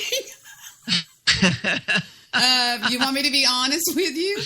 Yes, I hope he does. All the time. He's just like, I'm like, Victor, give me a break. The reason I ask is because there was recently a song that I came across, and I actually uploaded it to my Spreaker thing, and I was thinking about it because I was reading Guy's page, and he says some mushy fucking show tunes. And for everybody out there that's got a daughter, I want you to listen to the words to this song, and that's everybody out there listening. Everybody out there in the future, listen to this song and tell me if it doesn't remind me of you and your daughter. Okay, we'll be right back after this.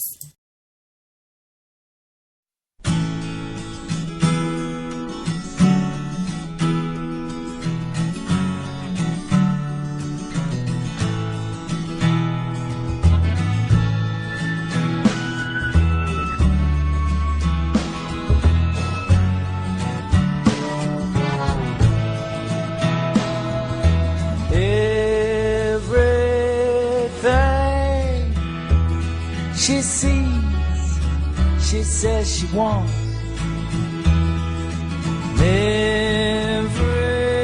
everything she wants. I see she gets. That's my daughter in the water. Everything she owns, I bought her. Everything she owns. That's my daughter in the water. Everything she knows, I taught her. Everything she knows. Everything I say, she takes to heart. Everything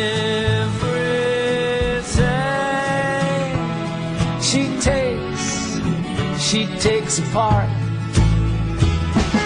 That's my daughter in the water. Every time she fell, I caught her.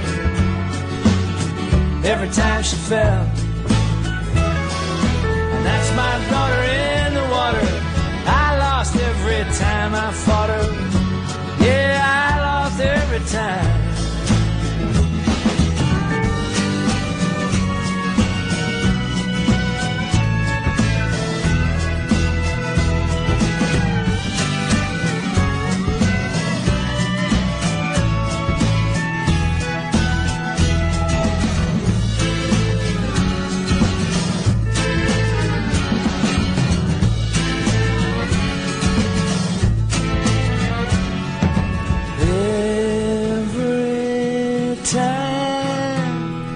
She blinks, she strikes somebody blind.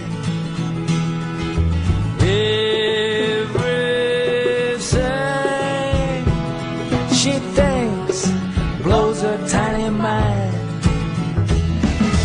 That's my daughter in the water. Who'd have ever thought her? Who'd have ever thought? That's my daughter in the water. I lost every time I fought her. Yeah, I lost every time.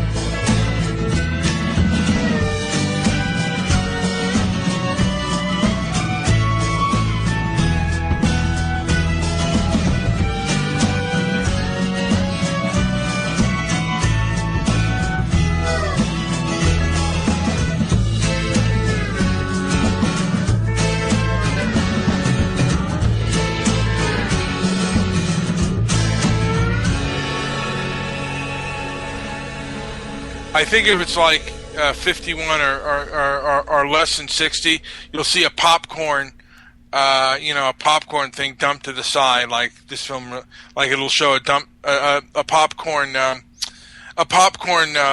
cup or a popcorn lid on its side, a box of popcorn on its side.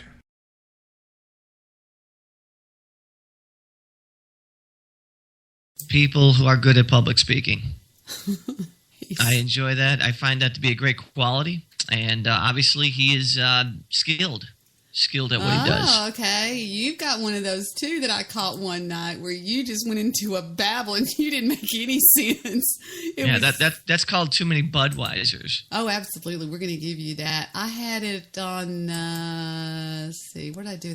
You know, it's really weird because I deleted a lot of my drops for some reason. I don't know why. I'm so stupid. Aren't I dumb? Whatever. Oh, no, that's so stupid of me. I'm really weird. No, I did, and I don't know why I did that, but I did. Any ones that you dropped to me, I'm just content with. That's awesome. Oh, God, it was great. I called it Steve Rush something. Oh, Steve Rush, the Lush? Speaking of Guy Shea, take a listen to this that I made one night. He's going to hate this. This is great. I hope he's still listening. Are you still there, Guy? I hope you are, because I want you to hear this. Come on. Oh, I'm just going to have to open it with iTunes. Oh, here we go. Okay.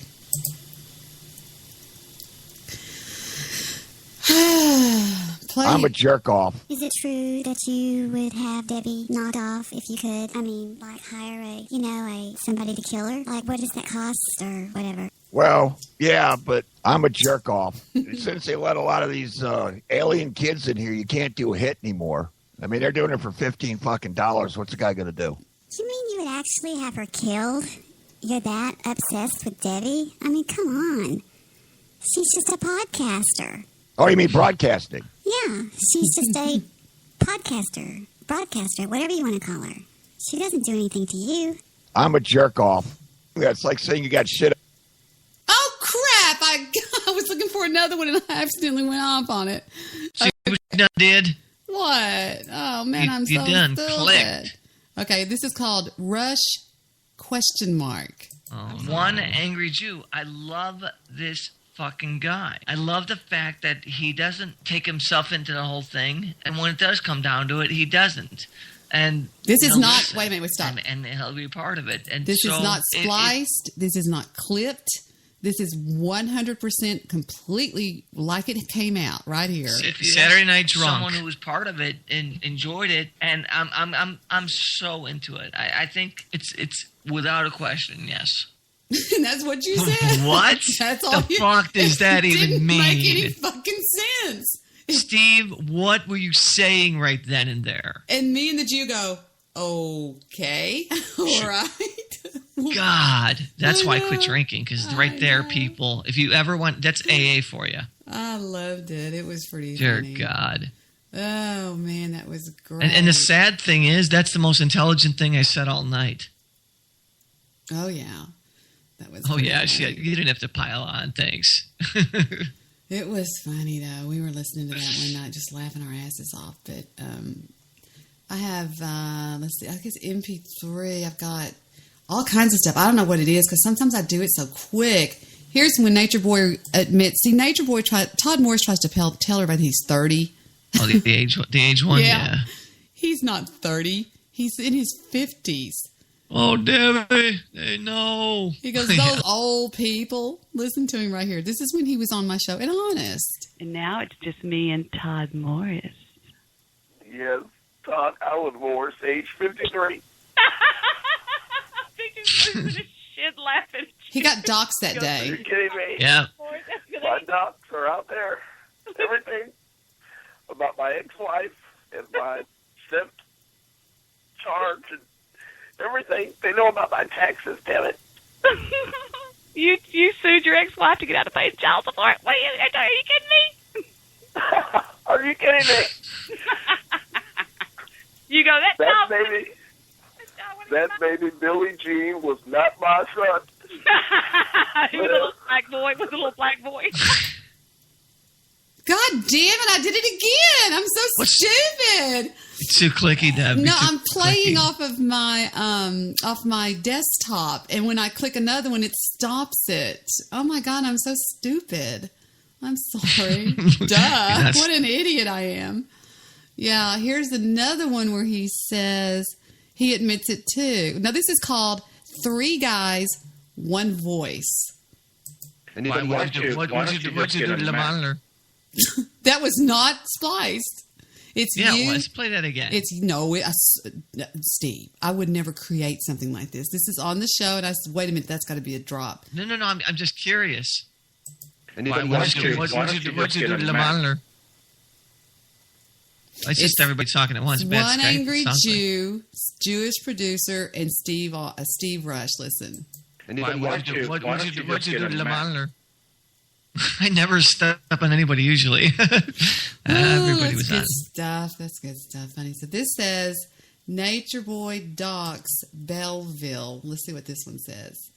Oh no. He's crying, Vic. Don't reveal my real age. I'm still 40. I'm in my 40s, and I feel great. And that chick that you were talking to earlier tonight, Debbie. Yeah, do you notice what her name was? This is what pissed Nature Boy off. Stop. This is what made Nature Boy hate my guts. I was a well-known, pretty popular. I went into relationship advice with an intuitive flair, is the way I spend it, because they gave me so much shit about being a psychic. Well, a girl calls in named Lori. She goes, "Hi, Debbie. I wanted to get your advice." I had women calling me all the time from places I didn't even know. She said that her husband was doing this. She said her parents hated her husband, blah, blah, blah, blah, blah. I advised her that I didn't think the marriage was going to ever go, because the things she told me were horrendous.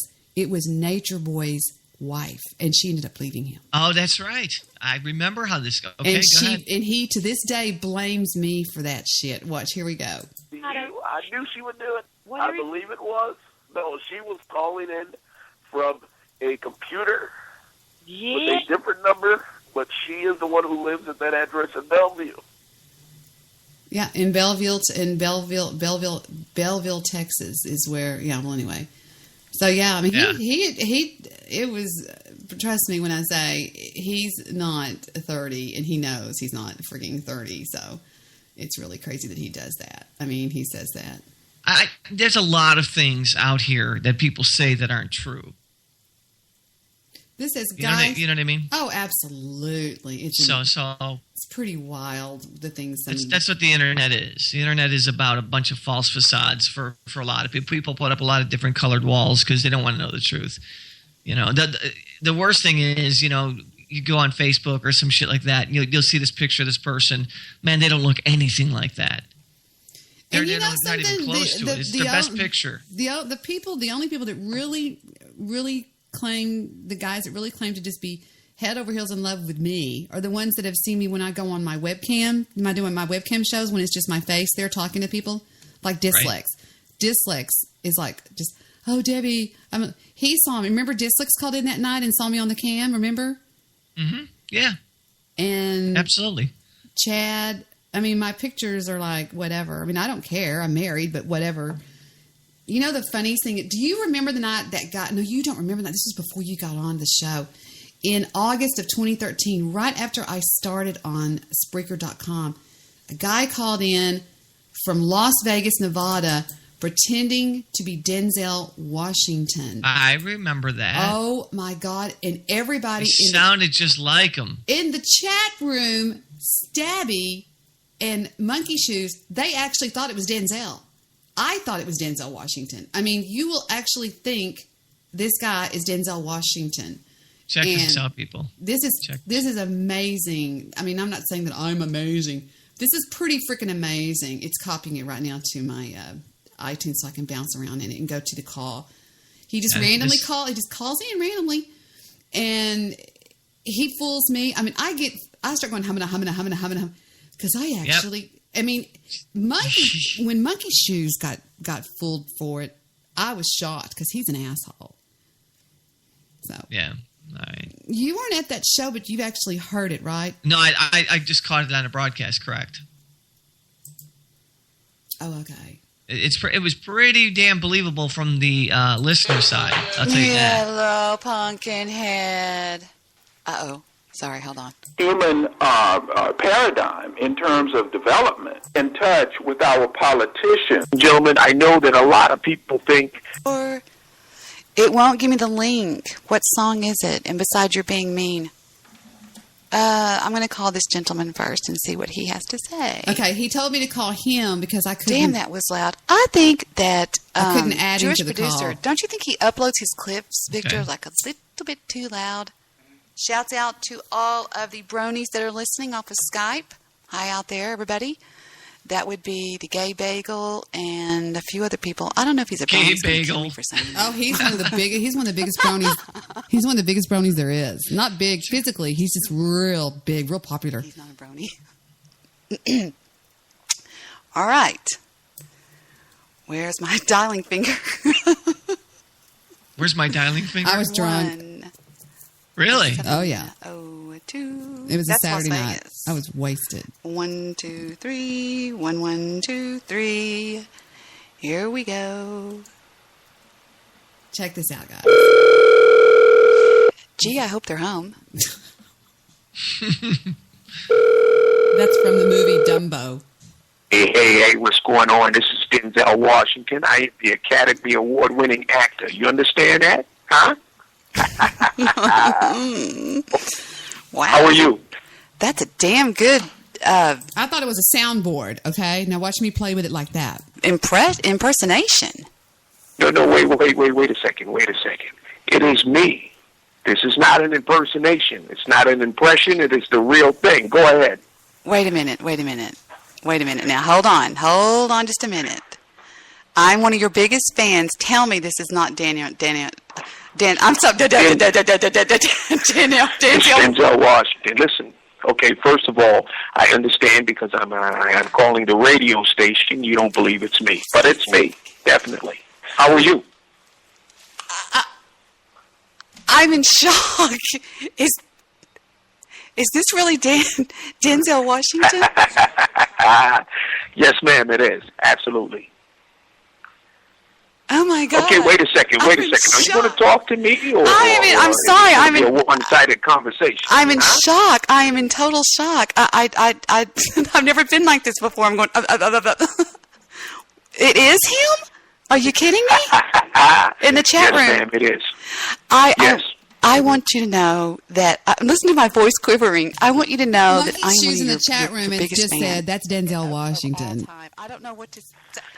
I don't know what I like better. He's one of my favorite actors. Crimson Tide. I mean, the list goes on forever. But watch him trip me up. He asks me about a scene in a movie I just happen to not have ever seen, and he gets pissed There are a off. lot of people who are doing radio, and they're not necessarily the people who've been doing it for years. You understand that? So I like to call in and give my 2 cents worth, if I can say that. Well, I can't even talk. The film Flight. I was astonished with the film Flight. It slowly creeped into the number one, my favorite all-time movies. I told somebody the other day that you were born to be in a military uniform, and you play one of the most awesome military of people more than anybody. I don't know what to say. I'm just in shock here. I just don't know what to do. No, thank you very much. Listen, I appreciate that, and as you can imagine, I've got a lot of fans who say things like that, but it's always good to hear somebody saying that. So no, I appreciate that. They want you to say the name Debbie Daly in the chat room. Okay. Because they said it was a soundboard. Is that it? Did I say it correctly? Debbie Daly. Say this is this is Denzel Washington, and I never listened to the Debbie Daly show. Okay, let me see if I can get this. Hey, that's right. Stabby said, "Make him say your name because she's talking to a soundboard." Everybody, this is Denzel Washington, and I never listened to the Oh man, I messed it up. Hold on. Hey everybody, this is Denzel Washington, and I never listened to the Debbie Daly show. There it is. Got it. Boom. Go ahead. Is it? Does everybody? I'm sorry. I'm just about to die. What is your most famous uncredited film role? Do you know what that is? Well, I like Training Day. Training Day was it was a little different type of film for me. Okay, because I never played a bad guy in the way that he was, and I've never been killed in a movie, so it was a little different for me. So I like Training Day. Yeah. Wow. Would you like me to do some lines from Training Day? That's what most people ask. Please do. Oh my God. All right, I'm going to do the scene from when Alonzo. Have you seen the movie? Have you seen it? Huh? No. That's where I blew it, right there. And he said, well, then I'm not going to do it. And he thought I was his biggest fan. He goes, how can you be my biggest fan if you've never seen the movie? Well, Debbie, come to find out, he was set up to call in by some people in Las Vegas. He's a real guy. He's like an entertainer kind of a guy. And anyway, it was pretty funny. Do you remember that call from Denzel Washington, baby? Mm-hmm.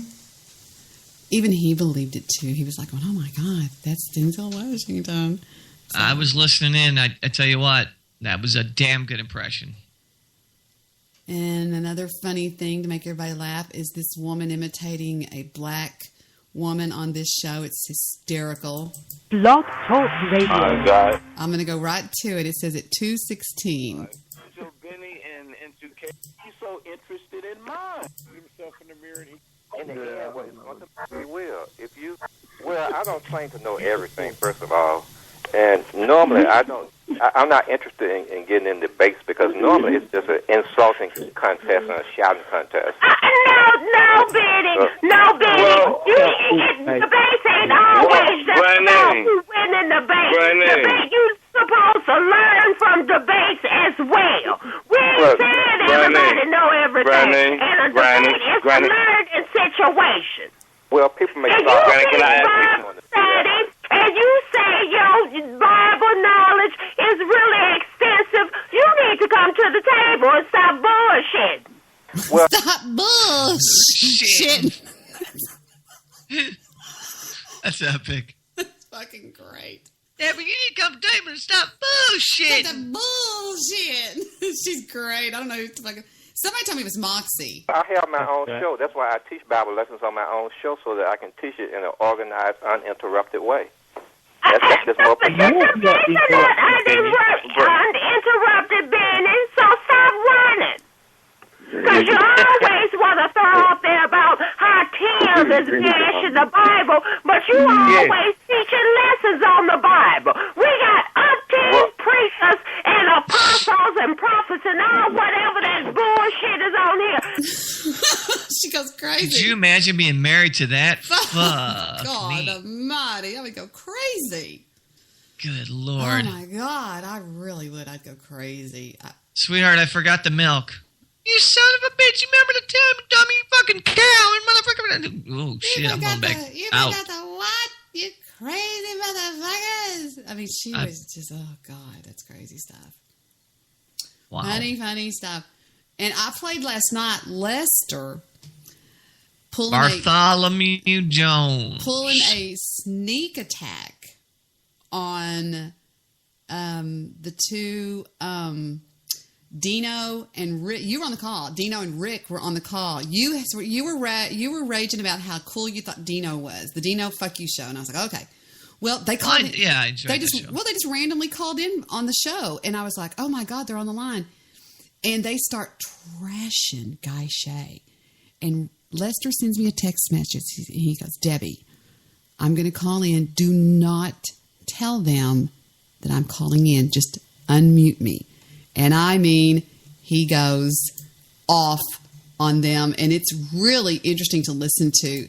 In case you missed it, I'll show y'all. It was play it for everybody else. I was listening. I heard it last night. It's and an I was on that call when interesting- it happened. So, It's an interesting. When you say it's an interesting listen, yeah, I do too. absolutely, absolutely, 100%. Okay, it's right here. Not on that one, Debbie. It's on. I'm on iTunes now. Debbie Daily Talk Radio, and it's right. I know right where it's at. The most boring show I've ever done. That's entitled. Some of my titles are hysterical. Okay, right here it says there's a lot of you on here. Okay.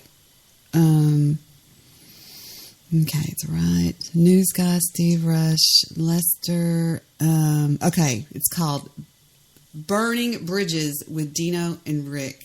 Okay, here we go. That's what me, Steve, and Mr. Midnight Movie and our crew does. We focus on stupid shit that we, Mr. Solution. We don't focus on this drama. We aim the jokes at ourselves. We're not afraid to laugh at But ourselves this and have a guy, good time. Goofy, is known. Okay, He's got a here's- history. This is me and Steve. We're talking to Dino, and they're talking about how they hate the drama and all this kind of stuff. And then when they start getting on Guy, which I'm going to jump ahead, Lester just he does a sniper attack. Of this, he will latch on to one of the most popular. Really got on Nick, and that's the only thing that kicked up feelings in me because you guys got on him bad about. Everybody, mute your mics, please, when somebody talks like I'm doing it to help. Wonder what if I'm breaking up? It does the same thing every night. Wait. I got to get it when he calls in. The only problem I ever had with guys. Everybody on my show, we don't. They make him black. I mean, Detroit. There aren't any white people left in Detroit. Let's be honest here. That's truth there, guy. Like to attack whoever because we're dickheads. That's what we do. But we do it. We move on. We have fun. We fucking concentrate more on other shit that we can do. Fuck the dumb shit. And instead, that's not how it is with these people. They will stay on something for years. Ask Nick Larson. I heard of that, but I guess I didn't hear. I can't seem to find where Guy Shay was whining. Is that show not there anymore or something? I'm white knighting Maybe it's Guy. not. He did all. I'm white knighting Guy, and I'm going. I just don't get it. Why everybody's picking on Guy? Okay. Oh, 8-minute fucking crybaby fucking episode, or maybe it was 10 minutes. You know what? I'll have to look in my files because I could have swore I saved that. I don't care. I got nothing but time. Well, because Goofy was talking about that. He was bragging about how he strong-armed Guy Shay and all this kind of stuff. And I just didn't see it. I went over there to his show, and I looked, and I couldn't find anything like of the sort. So Don't get anything like that. Whatever someone thinks, that's fine. That's between them. Only one that I concern myself with is me, myself. Look, I've dealt with Guy on 2 separate occasions. We had a successful sports show years ago on the Fuck You Network. Everything was all good. When it comes down to it, boils down to it, I could give a fuck less basically about him. I have no hard feelings towards him, no good feelings towards him. I let him do his own fucking thing. I've tried collaborating with him before. He's too much of an idiot to do things like that. So now he just goes off and does his own thing. I don't see what the problem is. Yeah, and for the record, I just want to say for the record, I personally think he does have a good show, a well-produced show. I think some of the drama that he dwells on a little too long. With the exception of that, it's a pretty funny fucking show. And like Dino said, I personally have nothing against him. I think he kind of ended up being like a little bitch, fucking saying some of the shit he did and then turn around and crying. But, whatever. At the end of the day, could I care fucking less? No. Yeah. And as for the other hosts that have done anything, that has nothing to do with me. I don't put my name on other people's shit, so whatever they did, that's fine. That's between them and there. But for just me, all I know is this last time, everybody's getting along. This motherfucker is sucking my dick harder than you ever seen in my life. All Okay, right? now notice how quiet I am. I'm actually on the other call with Lester. I'm fixing to bring, and it's a surprise attack. It's pretty interesting. Mosquito, I got to slap him, stop sucking. And fuck, Jesus. Next thing I know, all of a sudden he's blaming me for something I didn't even do. Like, that's the funny part about that whole fight. We didn't even do anything. We said nothing about this man. It was other people that did it, and he gave us credit in some weird way and attacked us.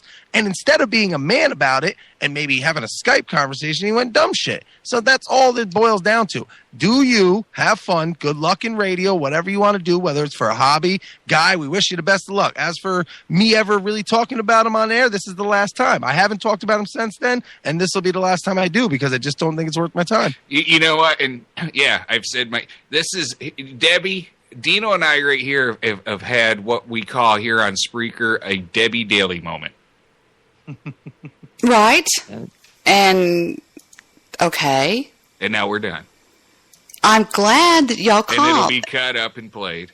Sure. There's none. I don't care. I love it. You don't bother me. I wish you did, but you don't. I love you. Because I never listen to any of the shows. I don't either. It doesn't bother me for some reason. It just doesn't. It just, I mean, I was just asking about Guy because it just seems like everybody is so on his ass, and I just don't see it for some reason. No. See, I don't want you to, for 1 minute, think that I'm on his ass. I can't speak for Dino, but I'm not. I'll tell you that. We haven't spoken of him in so long. Yeah, this is actually the first. No, y'all usually have just original content. Y'all are more like Steve and I. Y'all don't talk about people. Y'all talk about different bullshit like we do. Right. We try not to concentrate on all this Spreaker drama. There are a couple shows out there that seems like anymore. Oh, that's all they do. That is all they do. They live off it. And it's you know what, this is the thing. You know, we're not worried about reaching an audience of other show hosts here on Spreaker. We're working to reach a bigger audience. Which is that's exactly what we're doing. Everybody on my show, we don't concentrate on the drama and talk about it. Well, and when you base your whole show around the drama here on Spreaker, well, who does that entertain? Well, it entertains the 10 or 15 show hosts that tune into your show because nobody else listening that isn't a part of Spreaker has a fucking clue what all this drama is. Well, Lester taught me that, and I really learned. Y'all stop adding me to your stupid conversation, Skype assholes. God, get away from me. I keep leaving their conversation. They keep adding me. I learned that from listening to Lester, and the first time I heard it, I didn't get it, and then I realized that he did make a lot of sense. That if you concentrate on Spreaker drama, that's the only, because other people outside of that aren't going to get what you're talking about. Can we be fair, though? Let's be fair. Listen, I'm not trying to start nothing. I don't care, but it's kind of like the pot calling the kettle black here. Mm-hmm. I mean, come on. You know, maybe not recently, and that's fine, and I respect the show that they do over there. They have stayed their nose out of everything. I respect that, and they have original content, and that's fine. But at the same time, this is the same guy a year and a half ago that was all up in everything. So I just don't think he's the right person to be giving advice on that. But never mind. You probably just listen to the message, not the messenger, and that's the most important thing. No, not I. All I'm saying is I don't see them doing. The only one that I see, well, I real quick, if I could jump in, I haven't been to that show. I don't know it very well, but what I have, a couple times I've laughed.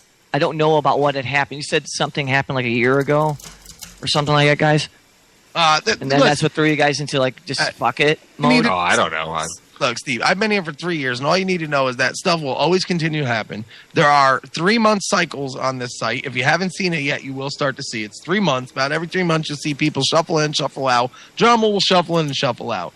And same thing as Blog Talk, right? I mean, and same the one shit. thing I've learned is, and that's why we run, like Rick was saying, why we run the show the way we run it, and same thing with the Fuck You Network, the way we all do that over there, is just, we concentrate on what we're doing, and the bullshit is bullshit. Like Rick was saying, there's only 10 to 15 people who actually know about the dumb shit. Other than that, we're going to do the original content, the funny shit. It's not worth it anymore. Well, just keep doing what you're doing. In the drama with the best of them. Back when I first started 3 years ago, fuck, dude, it's Dino's Fuck You Network. I was getting in trouble every other day. Well, and that's not to say that we, there's certain things that we have done around, things have happened, like Larson. We just, picking on him. But what most people don't know, though, is actually that me and Larson are actually friends. I just pick on him as you pick on anybody. you take shots at them. It's Right, fun. right. And that's, what we all tried to do with, Guy and everybody else. We all tried to just be, we're all just going to take fun shots. And they took it too serious. That's what guys do. Oh, wait a minute.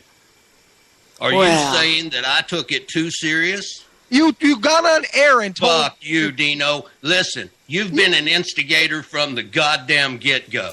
How did I instigate You have instigated shit, put out goddamn rumors. You've done all kinds of stuff. Rick, you sit around and you pick on Nick Larson more than anybody. And yet I talk to him on the phone 3 times a week. I think I just mentioned Larson. To be fair. Yeah, I mean, listen, I'm not trying to throw fucking or start a fight here, Lester. First No, of all. you are. You're trying to come on here and act like you're somebody. I'm not somebody. I'm an idiot that does a fucking internet radio show. I realized this years ago. Don't fucking try to preach to me on what I think I am. I know what I am. All I'm trying to say is she brought up a name, Guy Shea. He got a little taste of his own fucking medicine. He went fucking crying. I'm not supposed to say that? No, you know what? You can say anything you want about Guy Shea. He's a big boy and he can defend himself. But the fact that you say that he got his feelings hurt, let's remember what was done to him.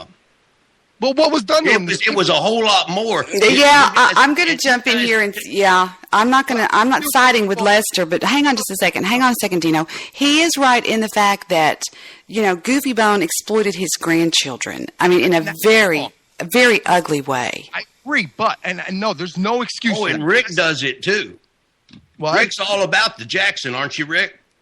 I believe so. I believe I mentioned believe you it. are. And his transvestite wife. I believe so.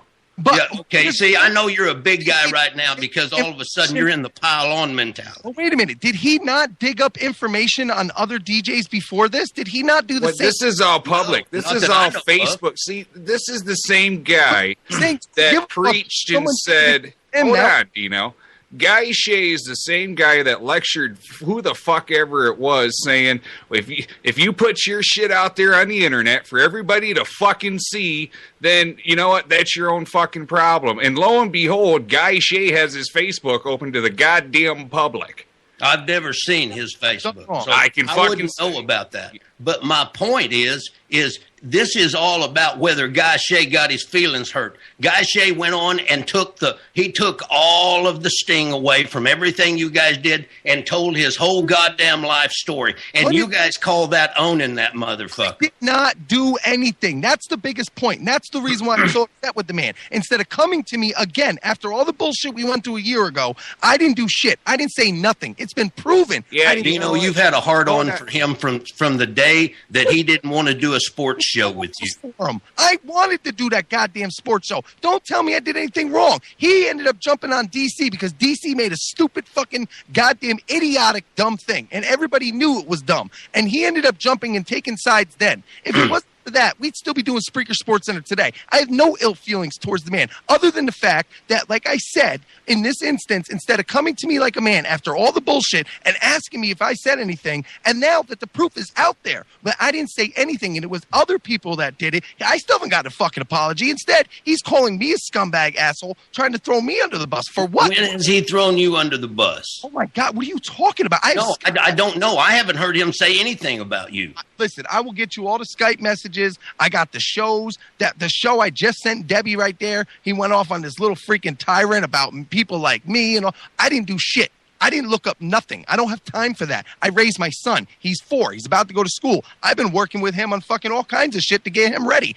That's where my life is. I do a weekend show on Friday and Saturday. I could give a fuck what anybody else does. But instead, I'm drug into all this shit because Guy wants to start throwing shit my way. I'll give you a Skype log. I'll show you what. No, I don't want to see all of this stuff. I'm just trying to say that in my dealings with Guy Shea, and he is my friend, and I am not going to. I'm not going to turn on my friend just because you say so. I agree and I respect that. I do. Just like with Nick Larson and me. People have been trying to get me to turn on him for years. But why would anybody care whether you turned on him or not? That's my whole misunderstanding, I guess, that I don't get about all this goddamn drama on the radio. If somebody takes a go ahead. You're right. Finish. You're right. I'm sorry. Well, finish. hold on. I just want to say, the only problem I ever had with Guy to begin with was the fact, what started all this, Lester, was the fact that he sent me some fucking Skype message telling me that fucking I better tell my bitch Dino to quit talking or making fucking mixed breed comments, or he was going to put my whole personal life out there for everybody to fucking see. That's what started all this. And I didn't even know what the fuck he was talking about. Dino never even said a fucking word. Come to find out, it was Goofy Bone that was making the mixed breed fucking comments about his kids or what the fuck ever. That's what started it. We're running in there on it, though, Rick. Let me tell you, this is why I ran in there on it, because that fucking pussy, Guy Shea, fucking Skypes me that fucking message, threatens me like I'm going to lose some fucking sleep, that he's going to threaten me posting all my personal fucking information out there for everybody to see. Well, fuck you. I can play the game too. I'm going to pause that just for a second because I want to say this. Lester, I believe, and I think Steve will agree, is probably one of the most, if not the most respected man on Spreaker. There's no doubt about that. Who could argue that point? And when that deal happened to me with you know who, I call her Cactus Flower, on Jay Sand's show, the night that I was so upset, and Lester said that it hit him. He said to himself, that woman's telling the truth. And he spent hours on the phone with me. And I mean, I'm not talking 2 or 3. I'm talking a total of, I don't even know how many hours. Every night I'd get off the air, my phone would ring on Skype, and we would probably talk 2 to 3 hours a night. Yeah. And then he would call me on my cell all the time, and just, I'd tell Victor, I'm on the phone with Lester, what's going on? And just as friends, and he really took the time to get to know me, because he was wondering why so many people from Blog Talk Radio were bashing me, and he didn't see it.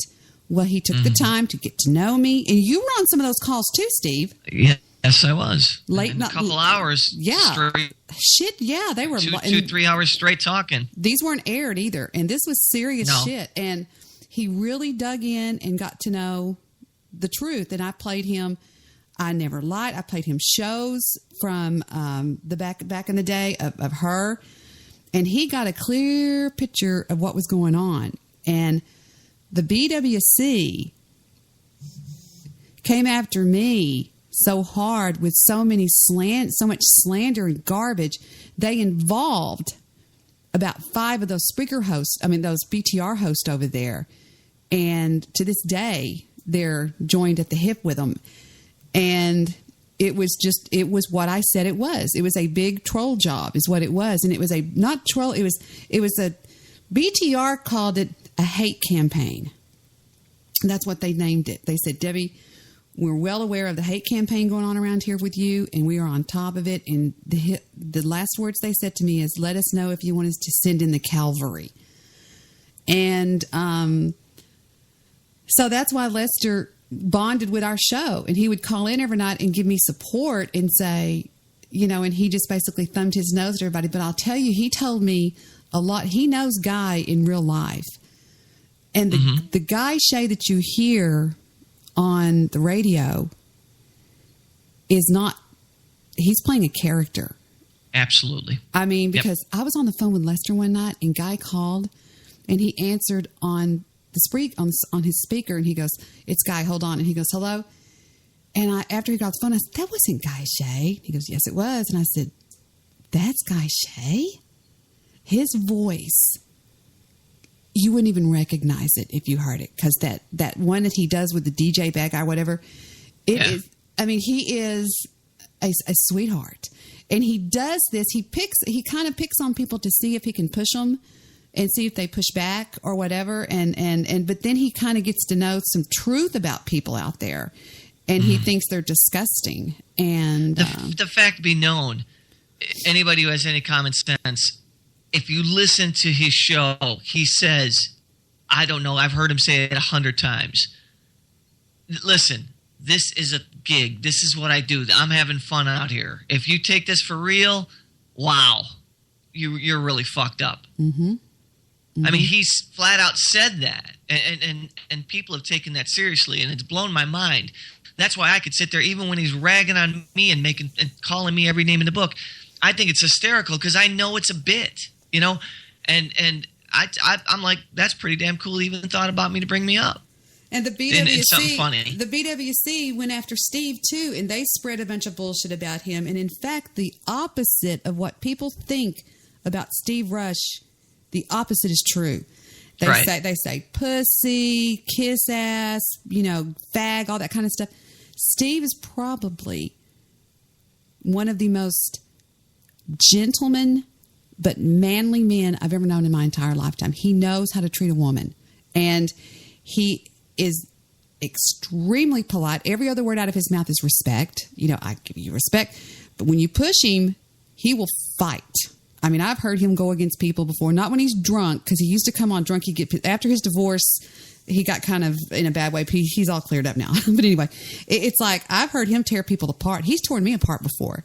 Literally, we went to blows one night, and he stood up in my face. And people are like, "Oh, he's a kiss ass." No, Steve is like this to all women because he was taught you don't hit girls, and you don't, you know, that's the way and that's why I like Steve. People say, "Oh, well, Debbie likes Steve because he kisses her ass." No, I don't. I could have probably anybody I wanted on this show, and y'all know that, okay? And I'm not bragging. It's just that people like. It's a fun show. It's a variety show. It's a lot of talking. It's like watching Johnny Carson. You know, if you think about that, that's like watching a Skype conversation. It's Johnny sitting there just talking to people. Hey, how you been? Whatever. And you know, it's so people get the wrong messages. And with Angela coming on here and saying all that bullshit that she said, everything she said out of her mouth was a lie. And I proved it. For people that really take the time to get to know me, those are the people that really, really love me. I don't know Desert Rose. Do you remember when we called in her show that time, Steve? Oh, yeah. We called in there one time. Do you know that that's the thing that she says is the reason that she started this entire thing on me? And it really kind of all started with her.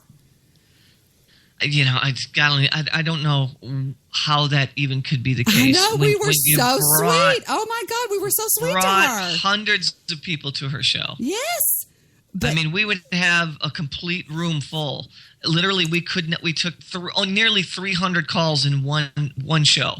Okay? After that show, we're out of here, guys. We'll talk to you soon. By the way, Steve, let's go over to Desert Rose show. All right. Because I felt sorry. Everybody follow us. You'd watch her room fill up. Mm-hmm. Okay, so that's the God's truth. And I don't disrespect anyone as long as they show me respect. That's why me and Deb have got along so well. And that woman turned on me like a viper, that part man. I don't get. She turned on me like a fucking viper. And I showed Lester one time. I went show. And Lester goes, "God damn." Every show she did in the year following that, she chopped me to pieces. And it was just out of jealousy. I didn't know her. She called, and now she tells people, like the other night to Barco, Angela Truth goes, "You don't know what she did to Desert Rose, Barco. I can't speak about it on the air." And I was going, "What the fuck are you talking about? I've never talked to Desert Rose," you know? And that's kind of where it's sort of the centerpiece of it, because she won't talk to Jewish Producer today because Jewish Producer's on my show. And she will chew out anybody that comes on this show that's a friend of her. I mean, she'll literally light them up. The other night, she lit up Barco. Lit him up. See, that's not... Well, then here's what I say. I say shame on anybody who lets somebody do that to them. Mm-hmm. How dare you let somebody control your life to the point that you can't go somewhere else? Yeah, and no one should have that much control over you. And if they do, then man, really, that's depressing. She lit him up. I mean, tore his ass up.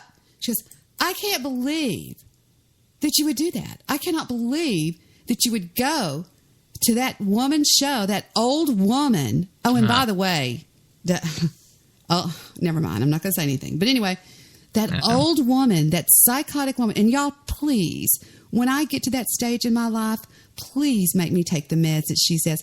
Well, everybody called me the queen of Blog Talk Radio. That's just my title. Remember, Steve? Absolutely. Well, she decided one night that she was going to be the queen of Blog Talk Radio. And so that's why they call her the queen, just to try to get to me. Personally, the woman bores me. She talks about is herself. She'll go on her show and she'll go, well, I went to the grocery store today and I bought some of this, and I listen to the I. That's all she does. And I understand that she plays off this really sweet character, but had me fooled. Me and Steve were so sweet. We only called her. I only spoke to her one fucking time. And she says we were trolling her. She goes, her and that fucking sidekick of hers. Really? Mm-hmm. Yeah, I showed it to Lester. It's still on Blog Talk Radio. We called in January of 2010, and she broadcast 3 days later that we were trolling her. After all that, all the shit before we were trolling her. Okay. Even though she was in our chat, she was in the chat room that we were doing shows on every single night. We were getting her listeners, she said. No. We were giving her listeners. Oh, I know. This is all reversed. See, I proved all this to Lester. Lester took the time to get to know me, and he went through the whole thing with me, the whole history of it. And right. Lester, that's why Lester stands by me. He says he always will stand by me because he knows that I'm speaking the truth about the whole thing. Lester's just... if you have Lester as a friend, you have a really good friend. He really does not pick just anybody to be his friend. He's a legend out here. Now he's a legend in radio. Here's the weird thing. When Lester asked me one night what my cell phone was, I said it's 940-735-9414. And he goes, what? I said, it's 940-735-9414. And he goes, my fucking cell phone is one digit off that. I said, what? He goes, hang up and call that. And I went, wow. That's crazy. I was freaked out by it. I was going, oh my God. But anyway, I've since canceled it. And then anyway, but the thing about it is just that he's the only guy on Spreaker. Well, Chris Nelson, and there's been a couple more that have seriously, they listen to these people talk and they listen to what they say, and they kind of try to believe it. They're like, oh, Debbie's this and Debbie's that, and you know, she's psycho and she's this, and it's nothing like that. I'm not psycho. I mean, I have a You're not. Of course, you're not. And you're not a fag. You're not a kiss ass. You know, you're just a really great guy that I enjoy knowing. To be honest with you, I adore you. I mean, it's been so long since we've known each other. Well, thank you. I feel exactly the same way. But it's listen. People are always going to go to what they need and what they want. If for whatever reason, and I always told you what I always thought it was. The reason why you were attacked so hard and always it continues on. It's because of your popularity, because you've sustained all these years. You maintained your character. You've never deviated from it. You've always been the same person that I met 5+ years ago, and that is a really challenge for other people, and they're jealous of it. And for people to say that I do drugs, have you ever heard me slur my words? Never. Have you ever heard my tongue real thick, like, hey, everybody, it's me and Debbie? You've never heard me on any kind of dope. Never heard you in a bathtub either. Yeah, you've never heard me. You always hear my family in here. Always. Every night, practically. Do you ever hear their family? Have you ever once heard Angela's kids? Ever? Ever? No. Okay. No. I mean, if these people would just open their mind. And so they succeeded in pretty much doing some serious damage to my name on Spreaker. Okay. I came over here just like everybody else did. Everybody left BTR because the sound systems got shitty. And they say that I followed them over here, stalking them and copying what they did. I mean, the way they present me, Lester just wasn't going to have it. He was just going to find out for himself. Because see, Lester jumped on it too. He jumped on the bandwagon. And then he thought, wait a minute. When Iconoclast did that show where he was like, oh, Debbie Data crossed the line, and she has messed with the wrong faggot. He thought, there's something odd going on here. And that woman sure sounds cool to me. And he really, really got to know me last spring. I mean, we spent a lot of time. And oh my God, you guys are on the phone all the time together. Because I would call you and you'd be like, "Can you, Steve? I'll talk to you later." I'm talking to Lester. I'm talking Yeah. to Lester. I'm talking to Lester. It was all the time. I'm talking to Lester, and it wasn't Right. me. It wasn't me calling him. I don't call gentlemen, and he called me just constantly, and it was really nice. Well, Angela went on her show. I sent Angela an email one time asking her a question. She told everybody that I was stalking her, that I was crazy. And Lester came on and white knighted the shit out of me in February with this. Bye, negativity. See you later. And then we have in the chat room. Something like that. Yeah. You know, I was hanging around talk show. Somebody up, and so that person hates you. And they round this one up, and that person hates you. Okay. I have this Apple. Here's Lester explaining how he understands what happened to me on Spreaker. App. After where Paul I can Dembski. listen to Dembski jumped on it too, and he's still on it. She who shall not be named. shows, but I can't talk, and no one knows I'm in there. So I was listening to. See, they worked on people that liked me. When they heard me on Jay's show that night, they attacked. And they did. It was planned. It was called Operation Spreaker. And I had people on the inside that were telling me what was going on. And there was a chat room on Skype where they all got together. And out of all the shows on Spreaker, isn't it odd that Desert called into that one? The one that I was friends with. And she would piss me off and set me off. And then she'd go, well, she's crazy. It's kind of like stabbing the lion in the cage. And then the lion starts roaring. And they say, oh, it's crazy lion. Yeah. And she exactly. knew. Good analogy. She fucking knew why I was raging because she knew what I had gone through with those motherfuckers on Blog Talk Radio. Well, they all wrote me off as nuts, and they were like, having a nervous breakdown. You know, I was upset. I was horrible. I was so fucking upset. So you don't know what she did. And anyway, so what? Okay, hold on. Gentleman, we'll say. If he shuts up, Lester talks. Cowpote. You know, people thought that like the people associated with me was attacking people. We weren't attacking people. We took little shots once in a while, and it was banter back and forth, but we moved on. We always moved on. We may come back and bring something up about it, but our shows were never just 100% focused on anyone. So basically, you were just having fun, and we did productions over. We'd make songs, all of that sort of stuff, and I guess I don't understand. Once you get into this mode of hate, and this is all you have. You've just. I mean, if you plan to do anything with that. I don't, I went around not long ago because I don't listen to a lot of shows. And I went around not long ago and I see the shows that spread this hate. They've got the same people. They do a show. Now where are we going? Oh, okay, let's go over to this guy's show. So the same 15 people are over here in this next show.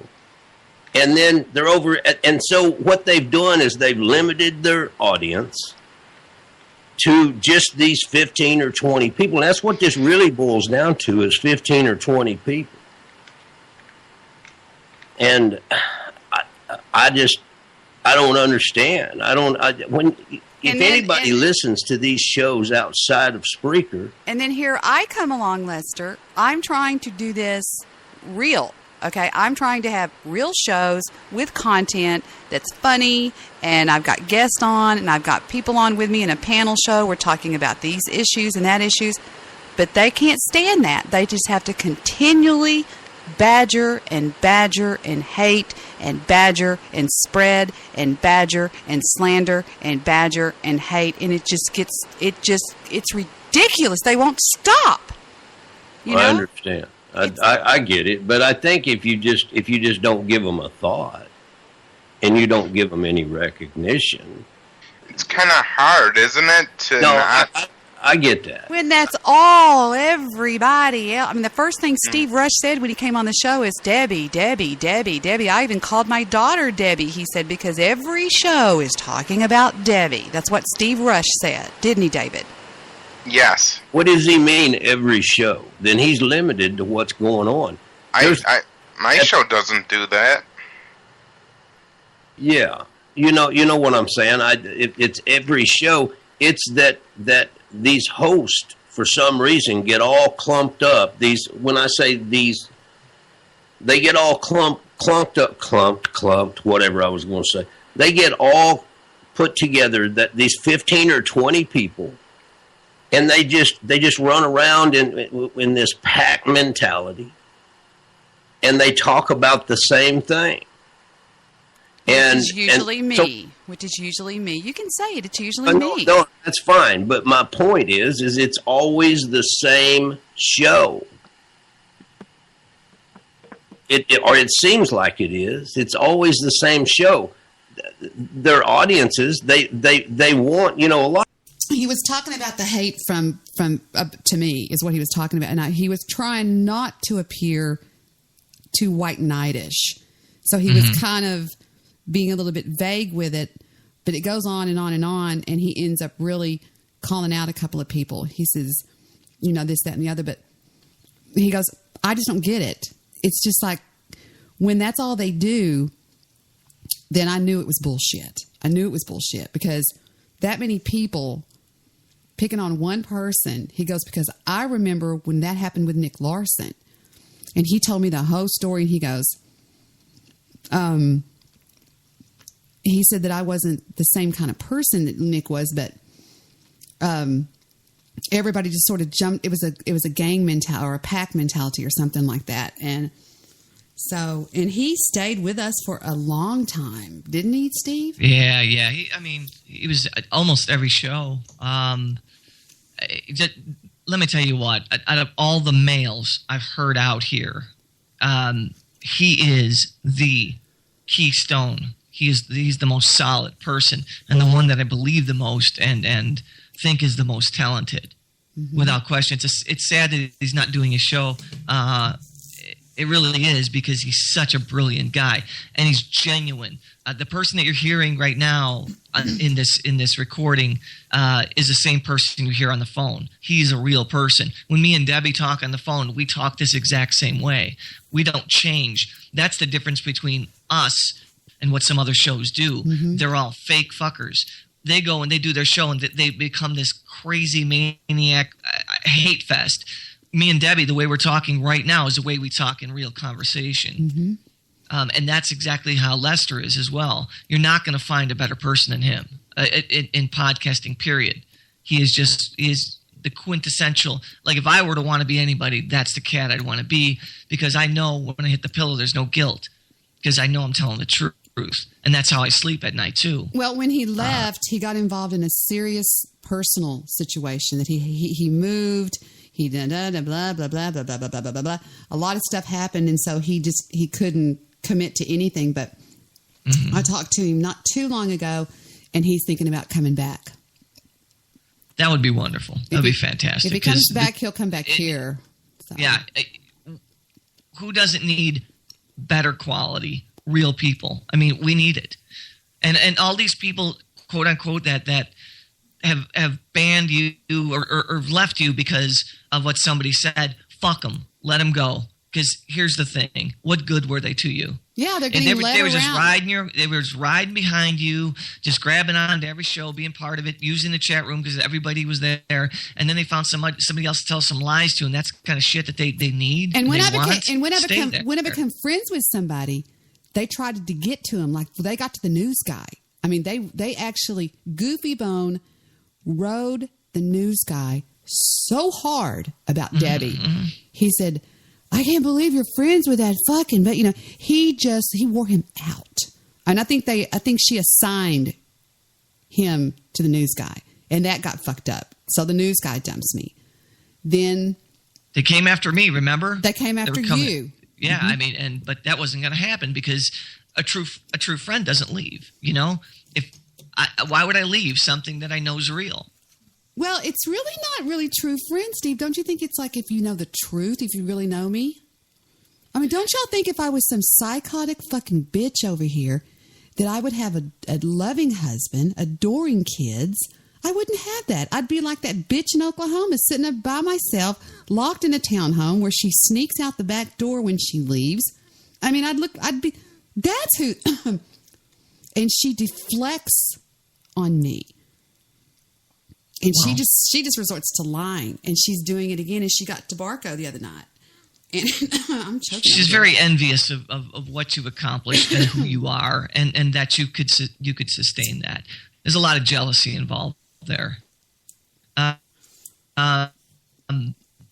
that's sad for her. Sometimes I do feel bad for her, because if that's all you got is somebody else's life and you want to live it, damn, that's sad. Mm-hmm. Very sad. But she is who she is, and we know that can't change. Mm-mm. We've seen videos that unfortunately will never leave our minds. We've heard audio clips of that are just, man. I had a few drinks and I came in. I was a little slurred, but when you're that's drugs. That's drugs and alcohol mixed. Oh yeah. When you can't pause your own damn recording because you can't figure out how the button works. Oh my God, she's so messed up. And she's always on. And then you're doing pornos, and those videos are everywhere.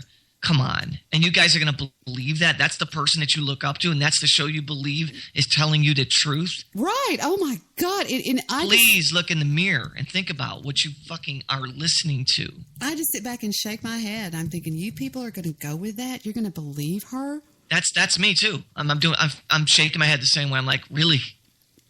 Man. Well, it's better you're not here. It's just better you're not here. A bitch that on Mother's Day sang that song to me, your daughter is a hoe. Your daughter is, and then after Woody got killed, she said, Woody, the flat dead doggy. I mean, sang that song. That is heinous. That's some 9-year-old bullshit. No, that's mean is what that is. Well, it's being, but kids are just so stupid and evil. Some kids are just flat out evil. And some people are just evil and mean to the point of being ridiculous. And she is certainly, she's done that. She just feels like life dealt her a raw hand, and she hates people that are successful at life. She hates it. She's very angry. She's got a lot of problems. I mean, There's some venom in that woman. There's some venom in her, and for what reason? Maybe we'll never know. Something happened, and whatever that is, you tried to extend your hand. Mm-hmm. You sent her a letter. You tried to be cool with this and say, listen, let's just end this right now, because ain't nobody going forward here. It's just a mess. It's a clusterfuck. And guess what happened? She threw it in the garbage, and she made jokes about it. She tells people that she was my co-host. She was never my goddamn co-host. She was a bitch that called into my show and sat on the panel every night, and she ended up making a fool out of herself, and she got trolled off the show. I didn't do it. Sick the Tank did. And Todd Morris got to her. Todd Morris tore her up, and she didn't want to blame them. She won't ever go up against a guy. And then after that, she ends up falling madly in love with Mr. Midnight Movie. And they both turned out being my friends. And that just sealed the deal. And she lies about me like you would. She's been under protective order with me 2 times for the lies that she does. And she shut up for a while. And you can tell when the protective order is up, because then she starts it again. Yeah. And the BWC even tried to shut her up about it. They made her go on the air, apologize to Debbie Daly, and they made her take her shows down. The wagon rolled into Tulsa. Yeah, don't let that wagon wheel roll over you, because it leaves a lot of fucking indentations. It will mess you up. So I don't mess with the wagon wheel. I leave it alone. Well, I've got a different relationship with them. You know that. Yeah. Oh, yeah. Of course. Yeah.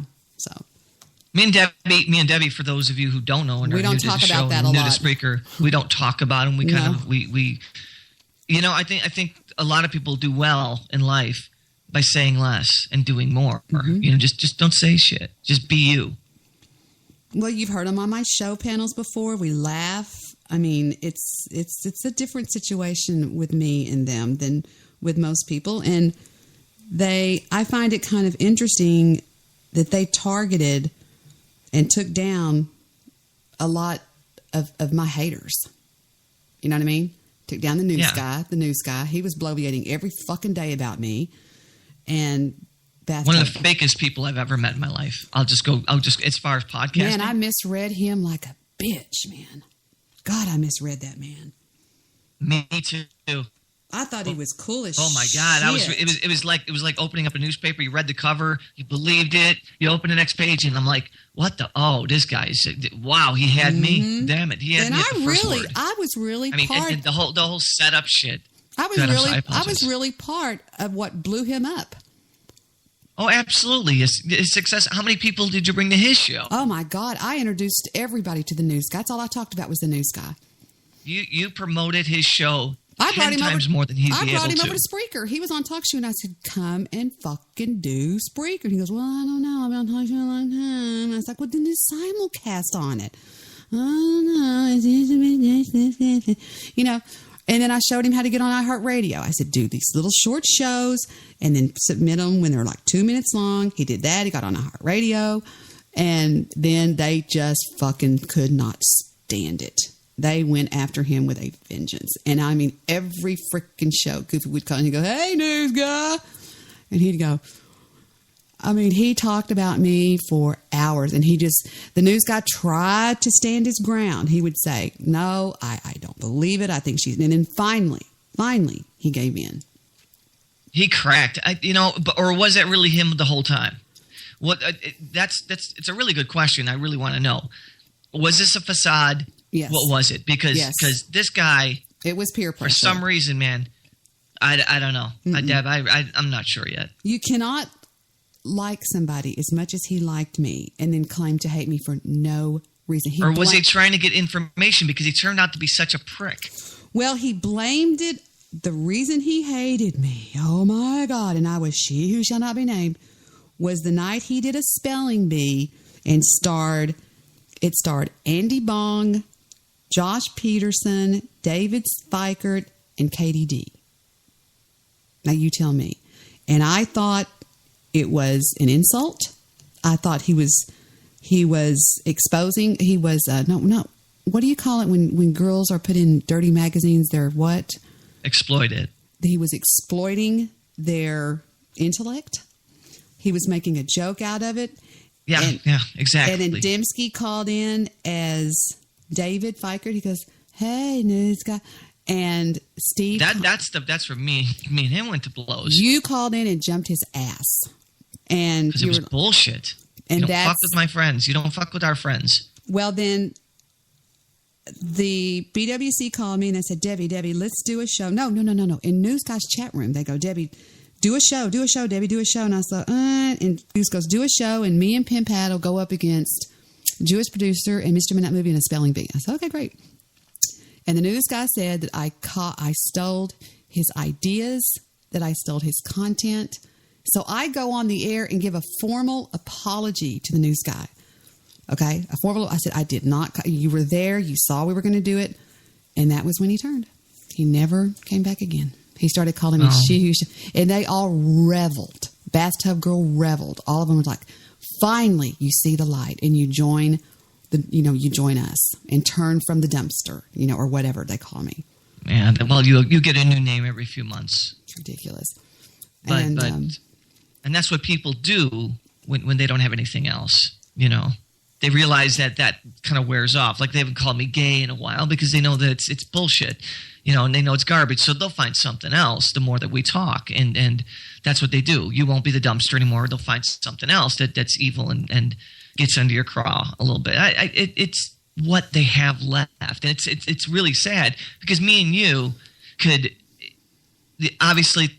Not the best time in the world for me right now, but if me and you are in a naughty mood, we can pull off a show for 2-3 straight hours of just characters that are out of and banter back and forth within milliseconds of each other and know what the other person's thinking before they say it.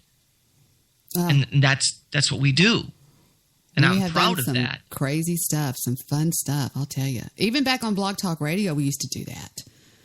The night you and me and Jay pirated a show onto the network because we were all three banned. And we pirated, went on there, and everybody was packing in our chat room, and we were just talking stupid, and all of a sudden it went, rip, "Thank you for using Blog Talk," and we got 404'd live pulled the plug on us. On the freaking air. I was like, "Steve, Jake, Steve," and we were gone, and they had silence. Somebody had called into the network and said, "Debbie Daly's on the air, Debbie Daly's on the air," and they pulled it. and it was just, oh man, it was wild. Yeah. But I mean, I guess you must learn from these situations, but it's just kind of a shame that people just don't do their own creativity and try to make it a little bit better for their listeners. Because I think that's what it's all about. I mean, I know that your goal every time that you fire up the mic is to entertain somebody. But on some level, or inform them on something. It's hard to fight off the shit I fight, though, because I try to ignore it. I try to ignore it about 75% of my time, and then about 25% of the time, I have to say something because it just gets out of control. And I think some of the people that hate me on Spreaker are victims. They're victims of believing a lie, of believing some bullshit, and are they a victim of being weak? Yeah, or just trying to go along. Well, they'd rather go along like Lester goes, I'm not going to fucking go along with him. I'm your friend. And he came on the show and he said it right. I goes, I am Debbie's friend. I stand by Debbie because all of you all are just, I know exactly now what's going on because I sent one night we stayed on the air, not on the air, we stayed on the phone until 5 o'clock in the morning and Victor fired up the old computer and I went through and played him I would say about 30% of her shows, and he was appalled at what he heard. And it's very shocking to realize what really goes on. And yeah, so I think again it goes back to the character of the people who some people aren't content with good people. They need drama. They need hatred. They need that. I don't know why. That's why some people have to watch the news and they watch Jerry Springer and they have to watch all this crap. That's why it's so popular. That's why it's so damn popular. You know, they see a car wreck, they want to see the blood too now. You know, it's not good enough just to see a couple wrecked cars. Now they want to see the fucking decapitation too. And there's people that are twisted like that. We're not made that way.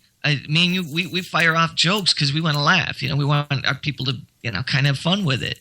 But other shows, you know, it's F this person. Did you hear this? And it becomes more of a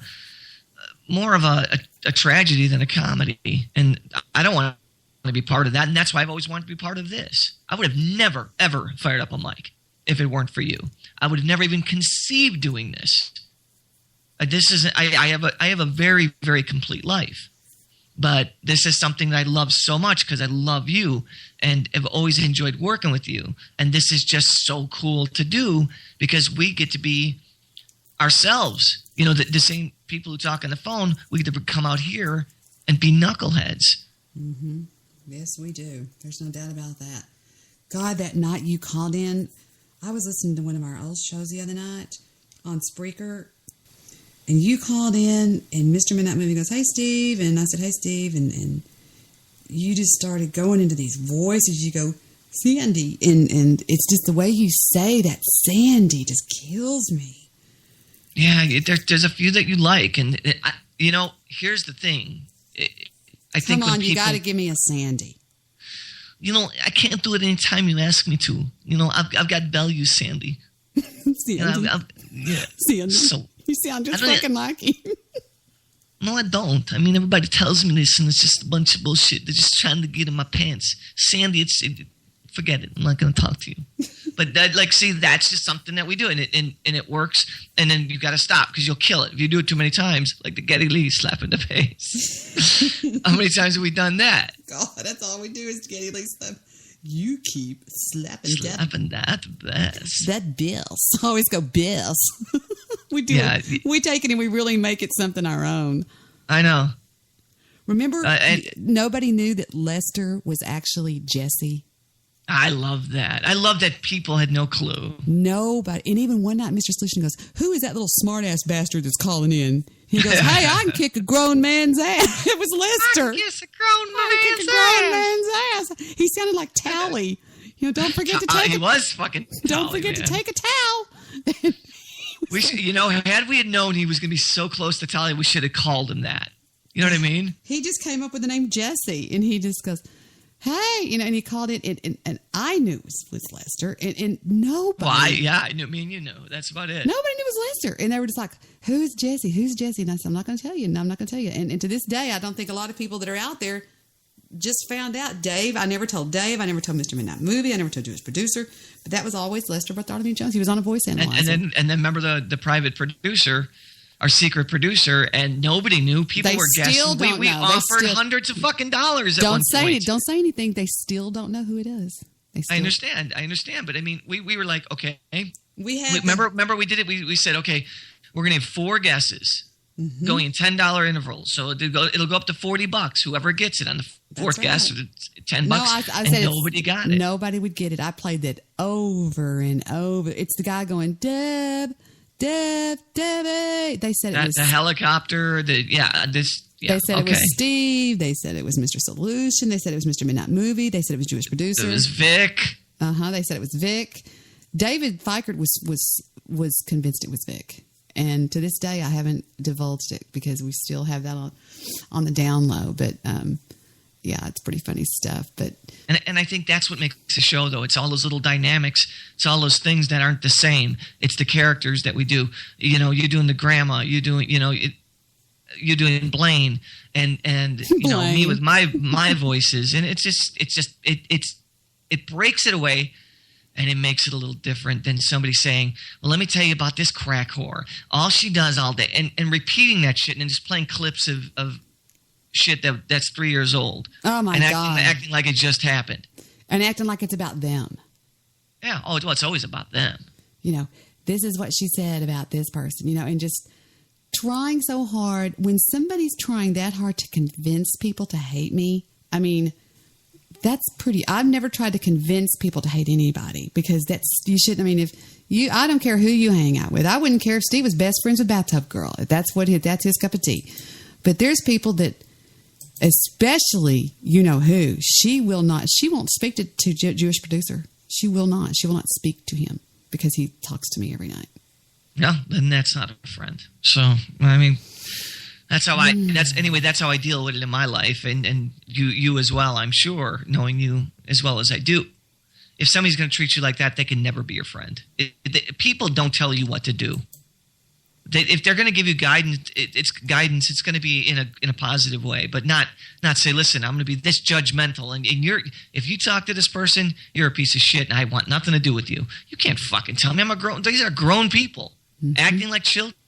She jumped their ass the other night on her show that I was listening to. I listen to it every now and then if it's one of them, the ones where I know she's going to rant about me, and she jumped all over them in that chat room. She goes, "What the heck? I can't believe you guys would go to her goddamn show." And I was just like going, "God, that's sad."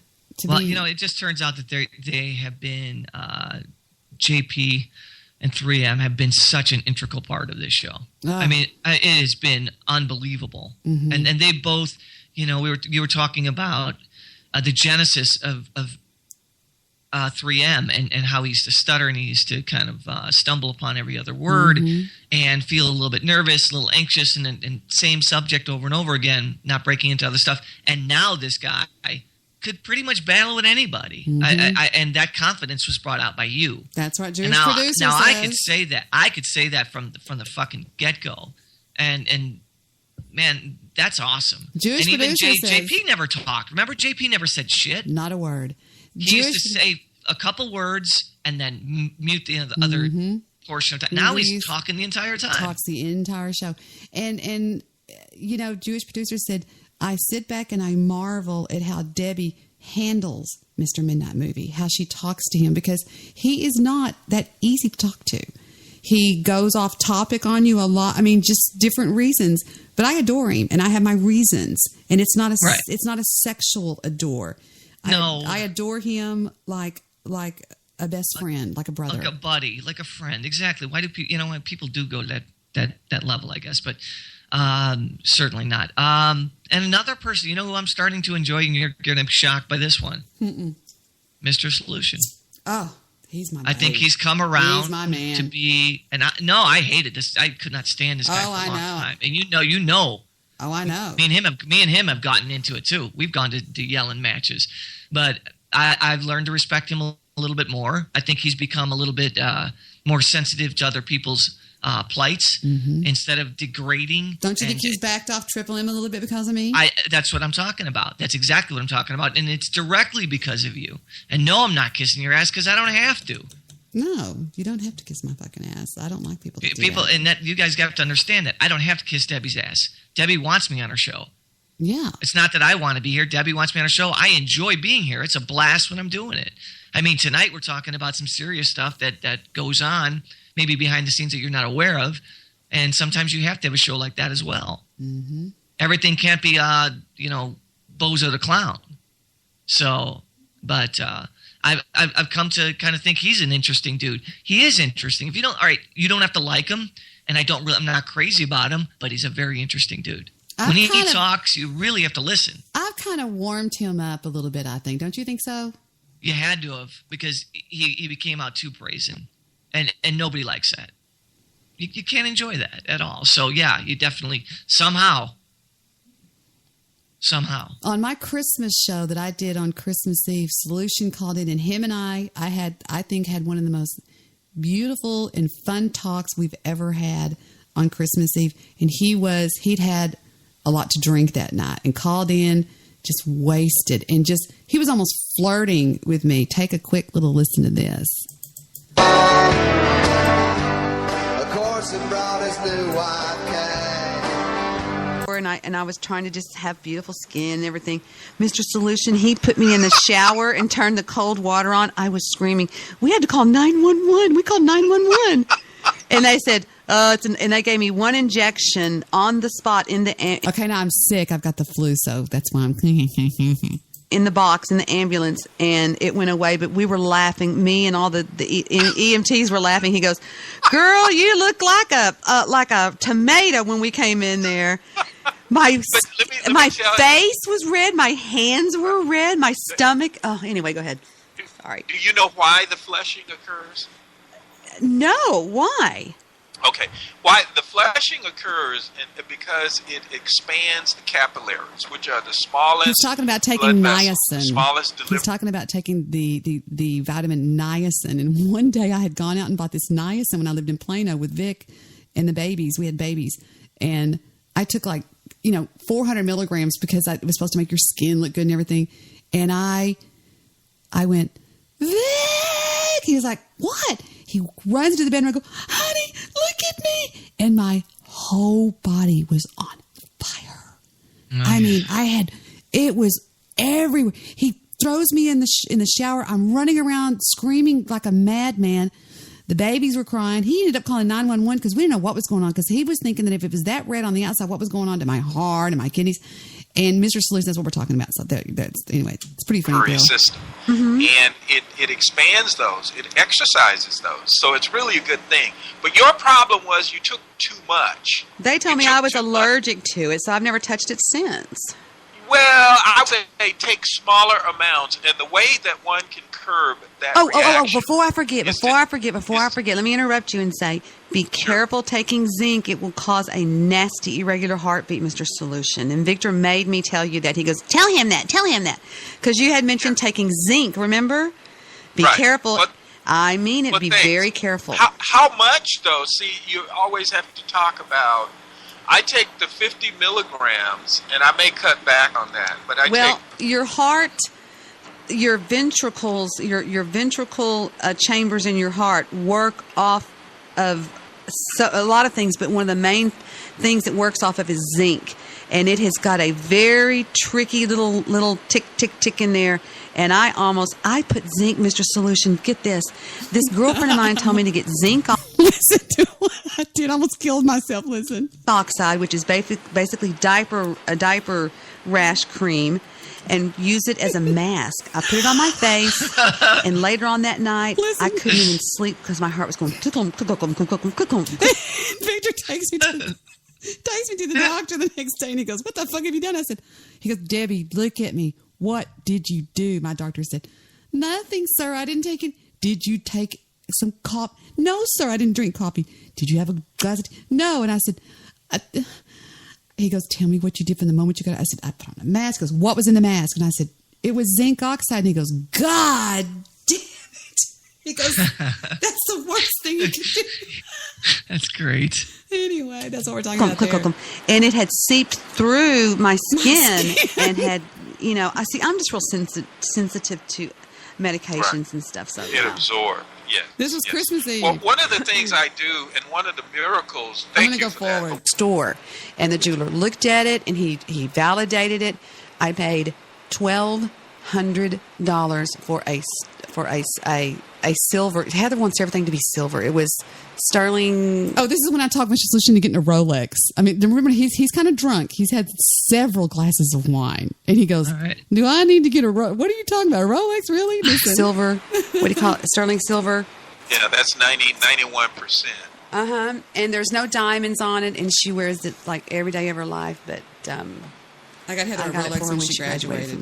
Well, I said that right when I said that. That was weird. Hers is solid silver that she wears, and I paid $12. And it was on Craigslist. And if you're gonna buy on Craigslist a piece of jewelry like this, you will get them for amazing prices. I saw one the other day for $800. Beautiful, a man's Rolex. Just tell the person, meet me at Zales in the mall. Meet me at whatever. Pick out a jewelry store. Meet them at that store.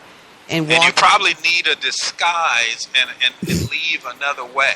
No, because there are several people that I've heard just. Oh, bullshit. The Craigslist killer. The guy I met was a cop. The guy I met was a Plano policeman, and he was real sweet.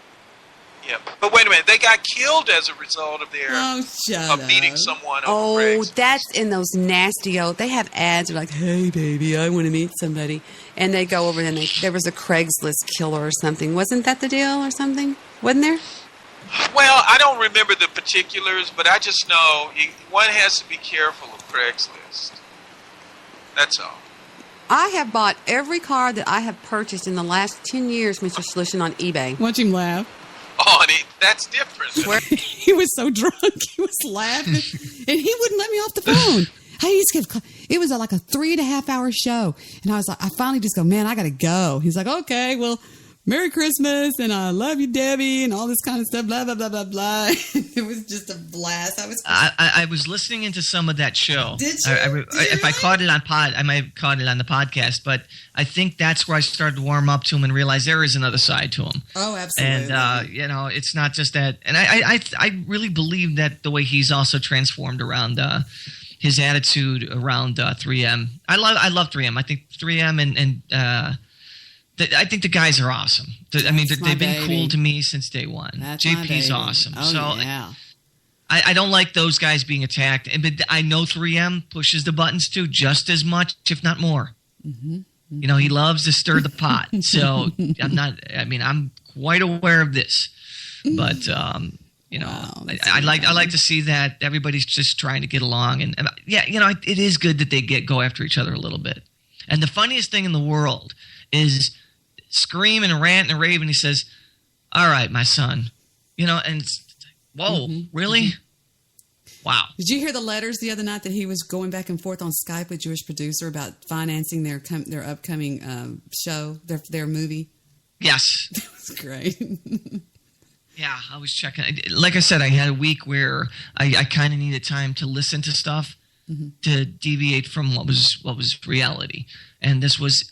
Your show is the only show I listen to. And I was listening to old shows. If you look and you see which ones I was listening to, I was listening to your show. Because it like the old adage I said before, it's like Johnny Carson. When it comes on at night, you hear that music, there's some kind of comfort in that. And that's how I feel about this show. Well, I enjoy listening to it. Part of it. I don't have to be part of it. I still enjoy. I love just listening to it. I enjoy listening to it, Steve, and it's not because of me. It's because of everybody on it. It's funny. I mean, it's crazy.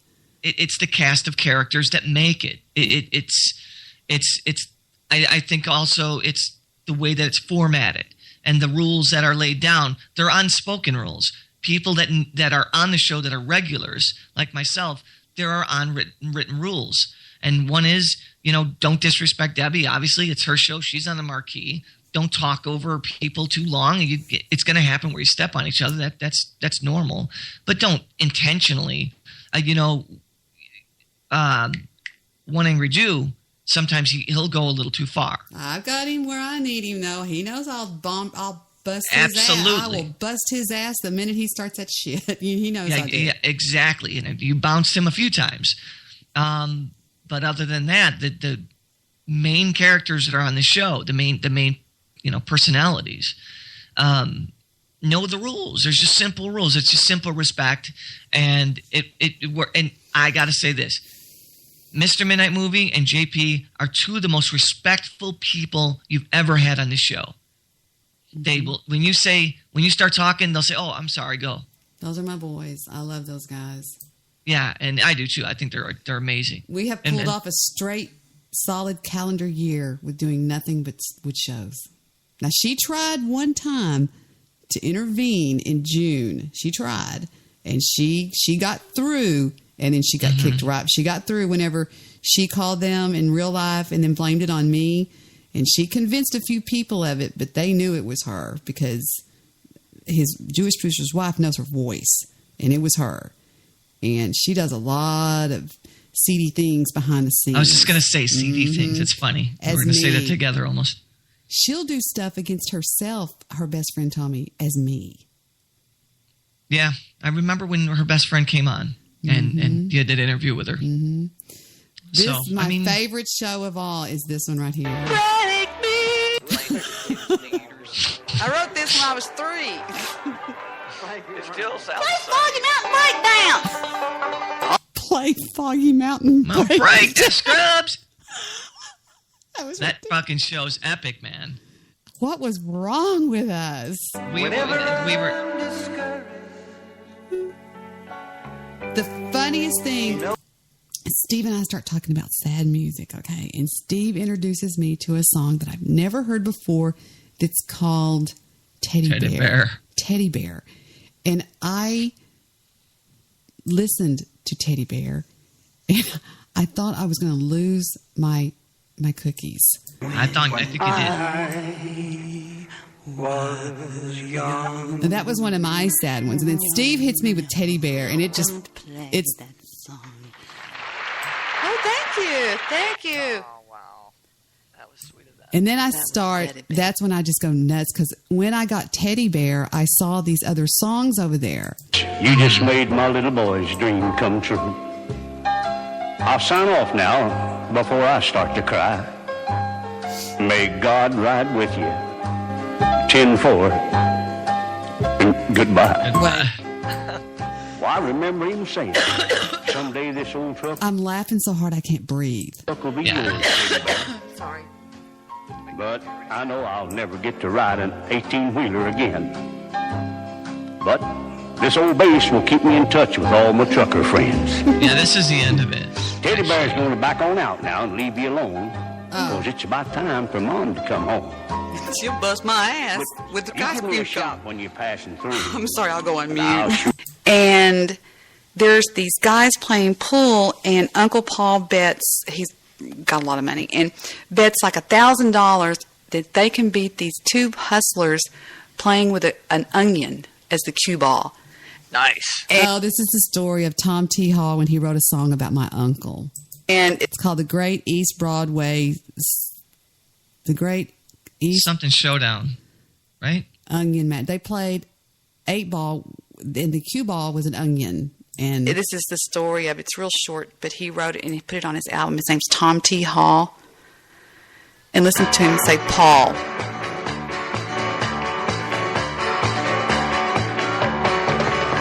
The Great East Broadway Onion Championship of 1978. Okay, listen. I in love of Texas the other night, drinking beer and about half tight. Me and Paul and Jim and a guy named Al. We were drawing pictures and writing songs, sitting there talking for too long. Paul said we ought to move this party over to Stubbs Barbecue. The smoke was hanging low and thick, and the guitar man with the hunting licks, and Joe Ely was in the back room shooting pool. Now we all went back. I got to tell you something funny. My father was in Las Vegas one time with Paul and with Victor knows his name. He got the Heisman Trophy, Steve. What was his fucking name? His name was Bobby. Bobby, he took the Heisman Trophy. He was a huge professional football player. He's one of my father's best friends. Well, they're in Vegas. I'm sorry, I can't think of it. Bobby, you sure that's the first name? What team? Do you know what team? He was with the 49, with the guys that had the horseshoe, the blue and white. Okay, so the Rams. No, that's the Rams. Look at the horseshoe. That's a Ram. Oh, that's the Colts. The Colts. His name was Victor. Would know. Victor, are you awake? He is now. Baby, are you awake? Honey, are you awake? I think I hear him moving around. Screaming. Anyway, so they're in Las Vegas, and they had got there because Bobby liked to fly. He liked to fly a jet, an airplane. You know, those ones that the Cessnas. Yeah. And my father hates to fly. He said they get to the Las Vegas airport, and he said, "Oh, come over here, David, sit down." I go, okay. They went out there and they played golf all weekend and shit and drank and Vic. And he said, he looks over there in the bar, and Paul and Bobby are just tossing them back. And he's thinking, wait a minute, this fucker's going to fly my airplane? And he's over there just tossing back Jim Beam and Coke, And he goes over there and he goes, shit, Paul, do you really think we ought to let this guy get behind the wheel here, this plane? And he goes, oh, man, Bobby's been drinking since he was 3, He can fly better. Well, Daddy sneaks off and calls me and Mama at home, and he says, book me on a goddamn Southwest Airlines flight. He didn't get on the fucking plane. And what's his name? He's a smart man. Bobby. Fuck, he just recently. Bobby Hall's hockey, but that's the only name I could think of. Jesus Christ. Stand it. What was his? He's huge. Victor knows. And Victor's played golf with him before. God damn, there's 300 messages in my chat room on Spreaker. It's, I'm just going to put in, wait a minute, hold on. Come on. I'm going to put in Lubbock, Lubbock. I'm going to put Bobby. I'm supposed to put Bobby Jones. Bobby Jones? No. Mm-hmm. I'm just going to put Bobby and I'm just going to put football. FOOTBALL. Enter. What the fuck is his name? It is. Ladies and gentlemen, Debbie has to find out shit, otherwise she can't sleep. I know, I'm so hard-headed. I don't stop until okay. Yeah. Bobby fucking Lane. Bobby Lane. Kiss my ass. And he just recently died. He died in 1986. It says right just here. Recently. Well, see, we keep him close, folks. Bobby Lane. It says it's hard to let go. Football legend Bobby Lane dies at 59 of a heart failure. It says Bobby Lane became a legend not only because of his heroic on the field, Detroit Lions and Pittsburgh Steelers. Blah, blah, blah, blah. My uncle's best friend, absolute best friend. He actually eulogized him back then and stuff. Well, might even mention my uncle in this article. But anyway, Bobby Lane was drinking. He's going, David, go ahead and they'll load you up on the plane over there. And Daddy was like, he didn't get on the plane with him. He's like, shit, I wouldn't have either. There's no way. You could have not got me on a fucking Cessna with somebody who's hammered. Yes. No way. Uncle Paul got on there with him. He said they flew right into Lubbock Airport, and just Jesus Christ. Absolutely. And that's a crazy story, Mama Teddy Bear. And they're even talking about some of the old stories in this. He was a wild man, and him and Daddy and Paul would get together, and they would go to Vegas back when it was like, the old Vegas, like when it was the Sands Hotel and the Palm and all that kind of stuff. And I love the Palms. Daddy would come home with, golf attire he'd bought, and it was just pretty crazy. But it's called... God, the shit that happens in Vegas is amazing. It stays in Vegas. Oh, wow. Stays in Vegas. Oh, I've seen some shit there I never thought I'd see. There to check it out, and Joe said, well, now shut my mouth. I heard the old storyteller knows how to handle a stick. I said, I've had chalk on better clothes, and you all know how that stuff goes. Pretty soon we shooting pool and just raising hell. The Great East Broadway Youngin Championship of 1978. And so they end up challenging these badasses. Uncle Paul's getting all lippy and shit. And he's going, well, fuck you. Bobby Lane's wasted. Daddy's over there belching. You know, he's a Marine. And they challenged these three big, brawly biker dudes to a match, play pool. And Uncle Paul says, we'll make this interesting. He goes back in the back and where they were cooking. It was Stubbs Barbecue in Lubbock, Texas. Real famous place. Famous as fuck. And he gets one of the roundest and by the time they were through using that as a cue ball, everyone, they were crying so hard because their eyes, were watering and stuff from the onion that they won. And anyway, it's pretty legendary. How'd that onion stay together? I mean, you couldn't have hit it too hard because you bust he tells right into the story. Listen. What? They're all asking for you. If I keep playing it, did I keep playing it? Yeah. Yeah, you played all the way through. This is going to be bad. They suggested Teddy Bear. Jonathan and yeah, they sent it to me. You didn't know, and then I told you that it was Slayer that. Slayer wanted to hear Teddy Bear because he said this is the saddest song, and I trumped everybody when I fucking played. It goes. She was young and full of slut and kind of dumb and kind of smart. And I loved her so. And I surprised her with a puppy. Kept me up all Christmas Eve. Honey is the song. I blew y'all out of the water with Honey. No. You're wrong. Because the saddest song we never even played that night. Which was? I've got a few that would trump that. We'll do another show. I'm saving them because they're really, really, really, really good. And we can make fun of them. We need to save material. I can blow you away with one. This is like the sad. No, this is, if you've never heard it, it is like one of the saddest songs ever written. In fact, I think it was ranked the saddest song ever made. And Steve, the funny thing about it is when I start playing those 1930 songs, you say very plainly, Debbie, this show has taken a bad turn. Okay, you were like, don't go there, and I think you thought it was going to be real racist, but it turned out just no. I was all going along with it. I knew exactly what Jade. I always call you my daughter's name. You always call me Jade, and you're Steve. God. My son's name's Steve. God, that's funny. That's funny because I don't do that to anybody else. So I must be pretty damn fond of you. Yeah, no, I knew exactly what was going on. When that show started, it started kind of funny, and it was okay. And then all of a sudden, we hit this groove. And you look, that's your most listened to show. Yeah, it's got over 1,000 listens, and on Blog Talk Radio, it's got like over 1,500 or something. Because we were on Blog Talk. I mean, I put it on Blog Talk because it was so crazy. And I just think that's a testimonial to me and you and the banter. If you listen to it, I think even.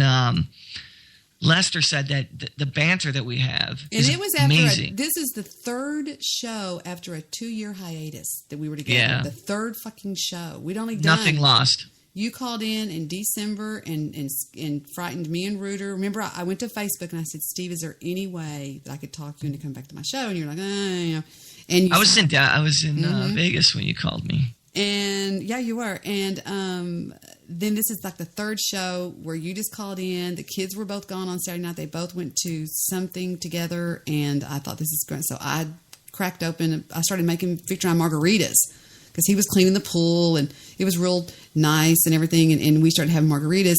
And I said, sure, Steve calls. Let's do a show. I said, great. And this is how it started. It's a old country song called Teddy Bear. And I Truck Driver? Yeah. Okay, because there's another one that's like, there's a real teddy bear. Okay. Yeah, this is a good story. Oh, hell. By Red Sovine. Red Sovine. Red Sovine. Tell me that isn't a great name. Fuck. And he raps it. Plunk, plunk. Daddy would call this plunky plunk. Plunky plunk. I was on the outskirts of a little southern town, trying to reach my destination before the sun went down. The old CB was blaring away on Channel 19 when there came a little boy's voice on the radio line. This just fucking killed He me, said, Steve. Breaker 19, is anyone there? Come on, back truckers, and talk to Teddy Bear. I think this is what really just like it's Just kickoff. set the table. Like Just set kickoff, the table for. like kickoff at a game. This is what kicked me off because I lose it during this. I'm telling you. Well, I keyed the Steve, mic does and the I kid said, die? "You got it, teddy bear." I'm not going to say And the little I know boy's it, but voice came listen. back on the air. Oh my God! Appreciate the break. Who we got on that end? I told him my handle, and then he began. Now, I'm not supposed to bother you fellas out there. Mom says you're busy and for me to stay off there. But you see, I get lonely and it helps to talk. 'Cause that's about all I can do. I'm crippled and I can't walk. Oh, shit. Are you kidding me? I came back and told him to fire up that mic, and I'd talk to him as long as he liked. Does the trucker run over the dog? This was my dad's radio, the little boy said. Let me guess. But I guess it's mine and Mom's now. 'Cause my daddy's dead. Oh, my God. Dad had a wreck about a month ago. That's me on the show. This is me live. That's me on the show. He was trying to get home in a blinding snow. Mom has to work now to make ends meet. And I'm not Listen to much Steve. You're going, when you do that real funny laugh, you're going, help with my two crippled feet. She says not to worry. my that two we'll make it crippled all right. feet.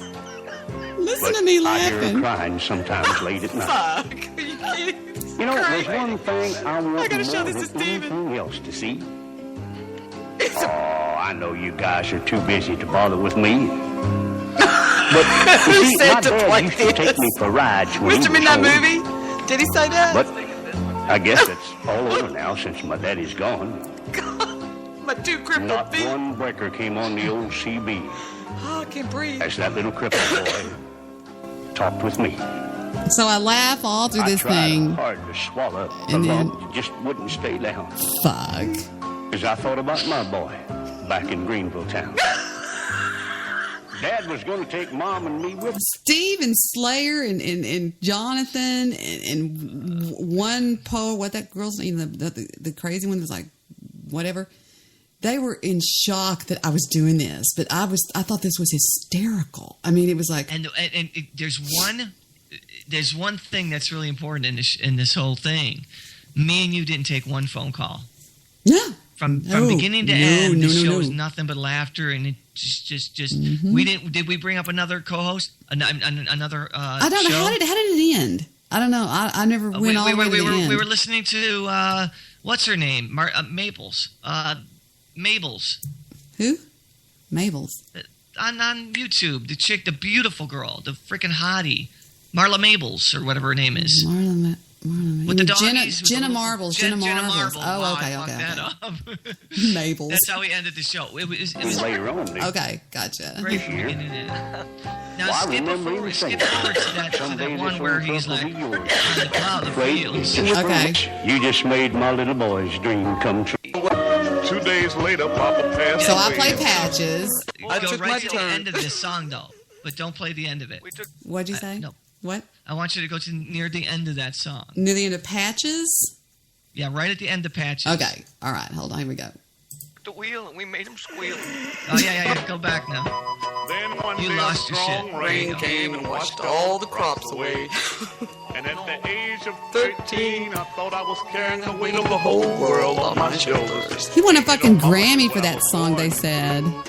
Because we were watching the History Channel and they have that thing on the pawn shop, Mega Pawn or whatever, Kings of Pawn.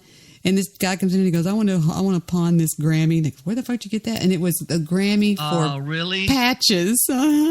Patches. Oh, yeah, okay.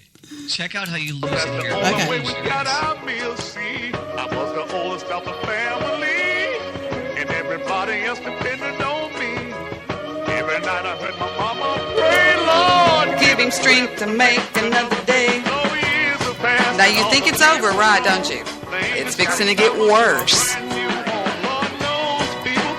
shed tears, but my daddy's voice kept me through the years, saying, Patches, I'm depending on your son. The Lord found me through. My son, it's all left up to you. Remember that time Steven calls into... Oh, okay. Remember Pause that time? yeah. Remember Steven goes, Mom, I want to ask you a question. I was like, what? And he goes, well, me and Tyler were listening the other night to a bunch of music off of YouTube. And did people used to actually record songs to make people depressed? That's actually in this show. You do that. I do but that? Here's I where say you lose that? your shit. And anybody who's just getting into podcasting with somebody and they have a co-host, listen to the way the banter works between me and Debbie, and the way we don't step on each other, but the way we play off each other. Like I'm waiting for her to say something, she's waiting for me to say something. The energy. I think it's a good example. The energy is good. I must have talked over, but the mommy did die. The mama did die? The mama died. Debbie, now you're starting to sound like these sad songs you've been playing, Teddy Bear. Mama Teddy Bear. Mama Teddy Bear. Every night because I can't walk. My feet don't move. My hands don't work too well. So a bunch of truckers picked me up and drove me around. I won't say what they did to me. I went over there and I took my turn. We took the wheel and we made him squeal. Trucks were lined up around the block. That's horrible. Because we wanted to taste that teddy bear. Stop it, Steve. That's terrible. What? That was me. Debbie, that was an You said took the wheel and made him squeal? Are you kidding me? You're a liar. I never said that. Here's a little bit lighter one. A little bit lighter. But that's old history. Oh, we're going to bring it up. No, this is Mr. Solution doing karaoke. He would fucking kill me if he heard me say that. I hope he's not listening. I love you, Mr. Solution. Mark that. You got to mark that. Okay. What number is that at? It's at 1:15 in. Save that, and then you've got to play that and say, "I've got a little clip I found." Okay. Tell me if this is you. 5 wives I had. Oh shit! Well, it seems like every time I got a new wife. Shut up. We want the studio version. Oh, this gets crazy. When I start making love, I don't just make love, I be stroking. Come on, Steve. That's stroking. Stroking. Stroking. Stroking. Stoking. Stoking. He strokes it to the west. He stroked it to the girl that I love. That yeah, come on now. It's by Ichabod Records. Let me ask you something. Let me ask you something. What time of the day do you like to make love? Steve. Just before breakfast. What happens after this? Just Let's this go morning forward. I did. There's so much. By Bull Moose. Wait. That's the first one I found right there. I said, Steve, you won't believe the name of this song. It was called Lick It Before You Stick It. Stick It. And I was like, what? Here's Blind Boy Fuller singing, "What's that smells like fish?" I swear. Here's your classic joke. Debbie, we're taking a wrong turn here. Did you hear? You go, Debbie, I think we're taking a wrong turn here. As a joke. 1938. Really? 38, guys. It says, "Blind Melon Chitlin." Oh my goodness. These are hysterical. Please Warm My Weenie by Bo Carter. Are your biscuits big enough for me? I'm not lying. I can't believe that shit. This is a great part coming up. That reminds me of a joke, Steve. What would that be? A blind man was walking down the street and he went past a fish market, tipped his hat, and said, "Morning, ladies." I remember Lester said he almost drove off the road. I love what I say after this song because it was fucking so fitting. Okay. It's real short, but that smells like right. fish. Pretty, the baby wants to know. That's right. Now we're going to hear Bo Carter on his new album, Boys and Girls. It's not out yet. You can only hear it here on radio KSUX out of Chicago, a 50 watt. That's right. You just walked right into that, man. Out of Chi-Town. Victor lost his shit too. Lester was listening. He was texting me. I remember he was listening because this was right when Lester came aboard from his car. That's back when he was driving back and forth to, I won't tell you where, but he was going Right. Yeah, okay. Wait. 32 degrees. We hope you enjoy it all. In your This is. Please warm my wiener as requested on the hotlines. Is this right, Steve? I hope everybody enjoys it. And remember, grab your wiener and play along. Grab your wiener. I got cemetery. These are from the 30s. Remember, Steve? Don't get mad I make a comment about it. If you want my wiener, you give me. He's all up in my mind. And that's all we're going to give you tonight. And now we're going to move right on Here to we go. Bull Why Moose you take away my Jackson. wiener? We've got a request on the line. Go ahead, caller. Hi, I'm listening over here in South Chicago. How y'all doing over there? Welcome to the show. What's your name? My name is Shaniqua, and I want to make a request, please. You may go. What you got? What you got, girl? What you We want to hear Big 10-inch by Oh, I would love to play that for you right now. Let's get that out there. What station are you? by Bull Moose Jackson. Can you play that for us over here? We're Big partying 10 on Saturday night. Get drunk, bitch, and listen. Thank you. We just love you. Got me the strangest woman. Believe me, this chick's no cinch. Word going. Oh, my But I really God. get her going when I take out my big 10-inch record. I'm sorry, I can't do this. What the fuck, man? I swear to God, I'm not lying. And it just goes on and on. That basically is the whole show. Yes, we just go I nuts. think because it's the chemistry, and we both know each other's sense of humor, and it just and that's to me Oh, what I always man. wanted to do. I always want to do stuff like that. And then we did it again, and we pulled it off again. Let me tell you something right now. What? And remember, I was telling you about. I gave this. What was the night I kept doing the telephone ringing noise and doing that shit? And I kept doing. I don't know. We did a few of them, but there's the one show that isn't that old. I think it's like a month old. That you were just playing like the best of, and I called in live in between, and it wasn't that old. And that person from a radio station in Chicago is saying like, "You guys belong. You guys need to be doing a morning show. Are you fucking kidding me?" That's when Dexter stepped in. Dexter stepped in from iHeartRadio and said, No. This was but this was more recent. This is like recent as of 2 weeks ago. Oh, I'm talking about back in the spring when Dexter. Yeah, go ahead. But this guy from Cumulus Records talks to me, and he's like, "Are you seriously like? Would you guys consider coming in to do a demo for us, or could we use this demo?" I said, "Use it." So I don't even know what the verdict's going to be. But it's a newer show. It's not newer, but I don't even know what the name of it is. But you just pick some clips, and it's just me and you. And again, I think, not to say I love when everybody's on a show, and I think you have to have that. You have to have variety. But sometimes when me and you just hit it together, it's just nuts. We did another one that was entitled.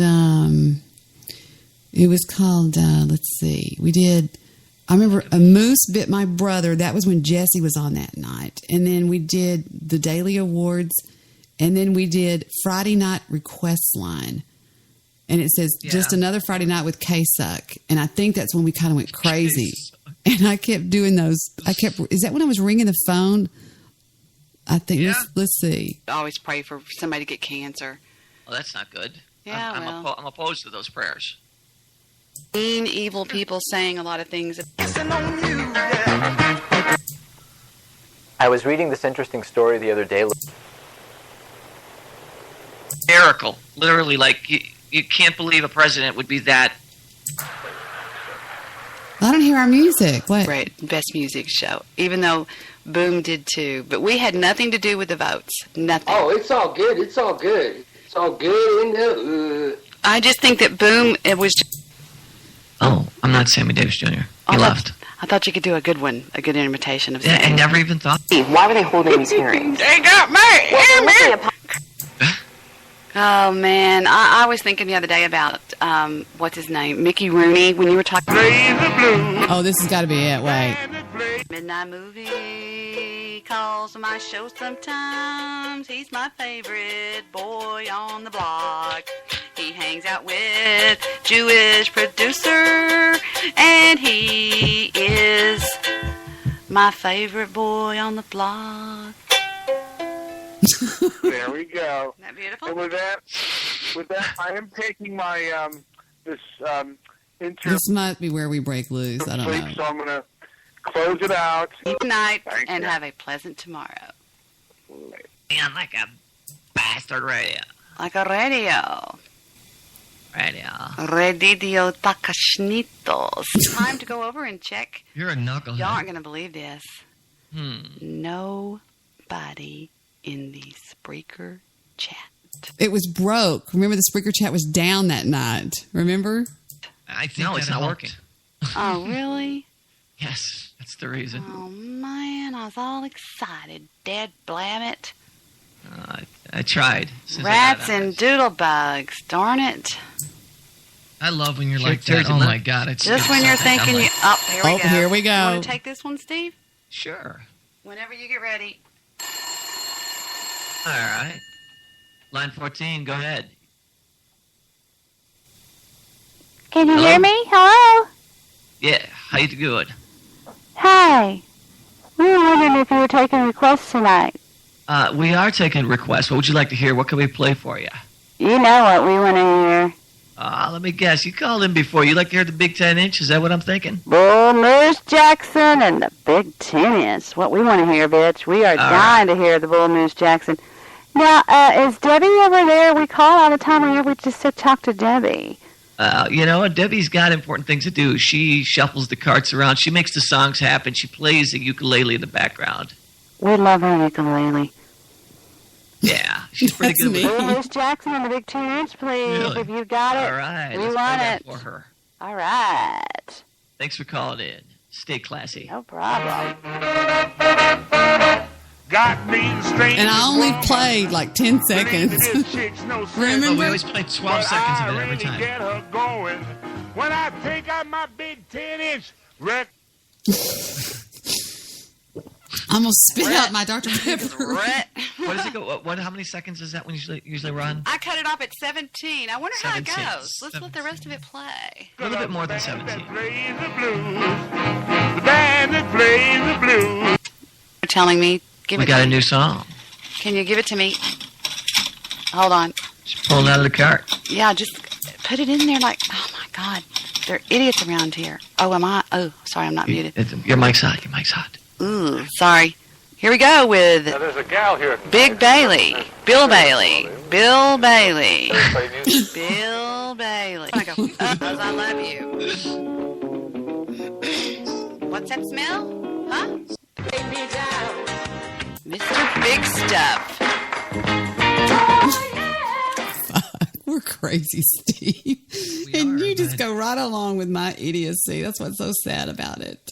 I love it, man. I wouldn't want it any other way. The show right now that's being looked at by Cumulus is Your Daily Rush, and it was 1 month ago.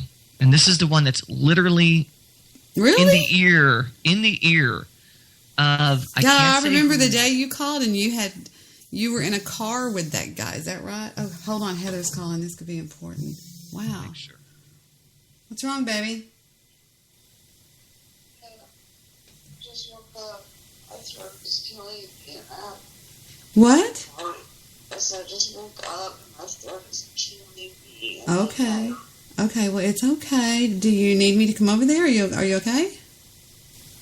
I was thinking about packing my jet and going over there because I was so down to go there. Okay. Hang on just 1 second. Let mommy call you right back. I'll call you right back.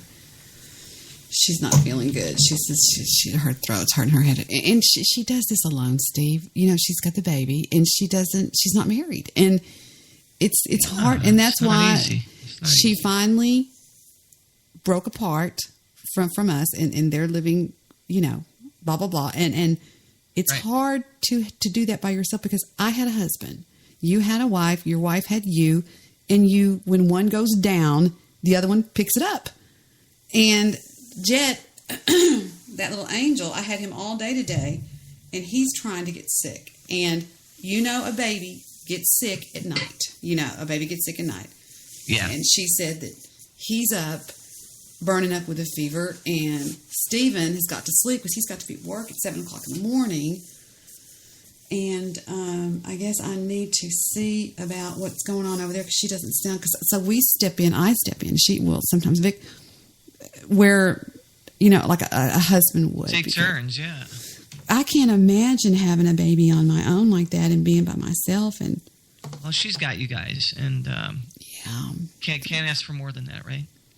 Well, so do what you got to do. This has been fun. I love you. You're a maniac. I take care and just rest in peace. I love you. I needed this. Thank you so much. Yeah, I enjoyed laughing with you. Oh, Todd Morris called his show. He did? Your daily rush of Butterbola. Asshole. I'm laughing because you're laughing. He was sitting there playing it and mouthing, getting real lippy in the back, going, "Oh, you stupid bitch," saying stuff like that. Idiot. Well, that's what he does. Anyway, well, let me call.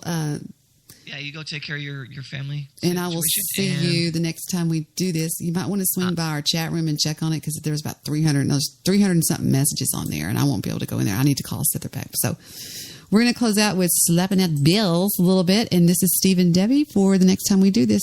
Good night, Steve. Good night, Debbie. Good night. You keep slapping that bass.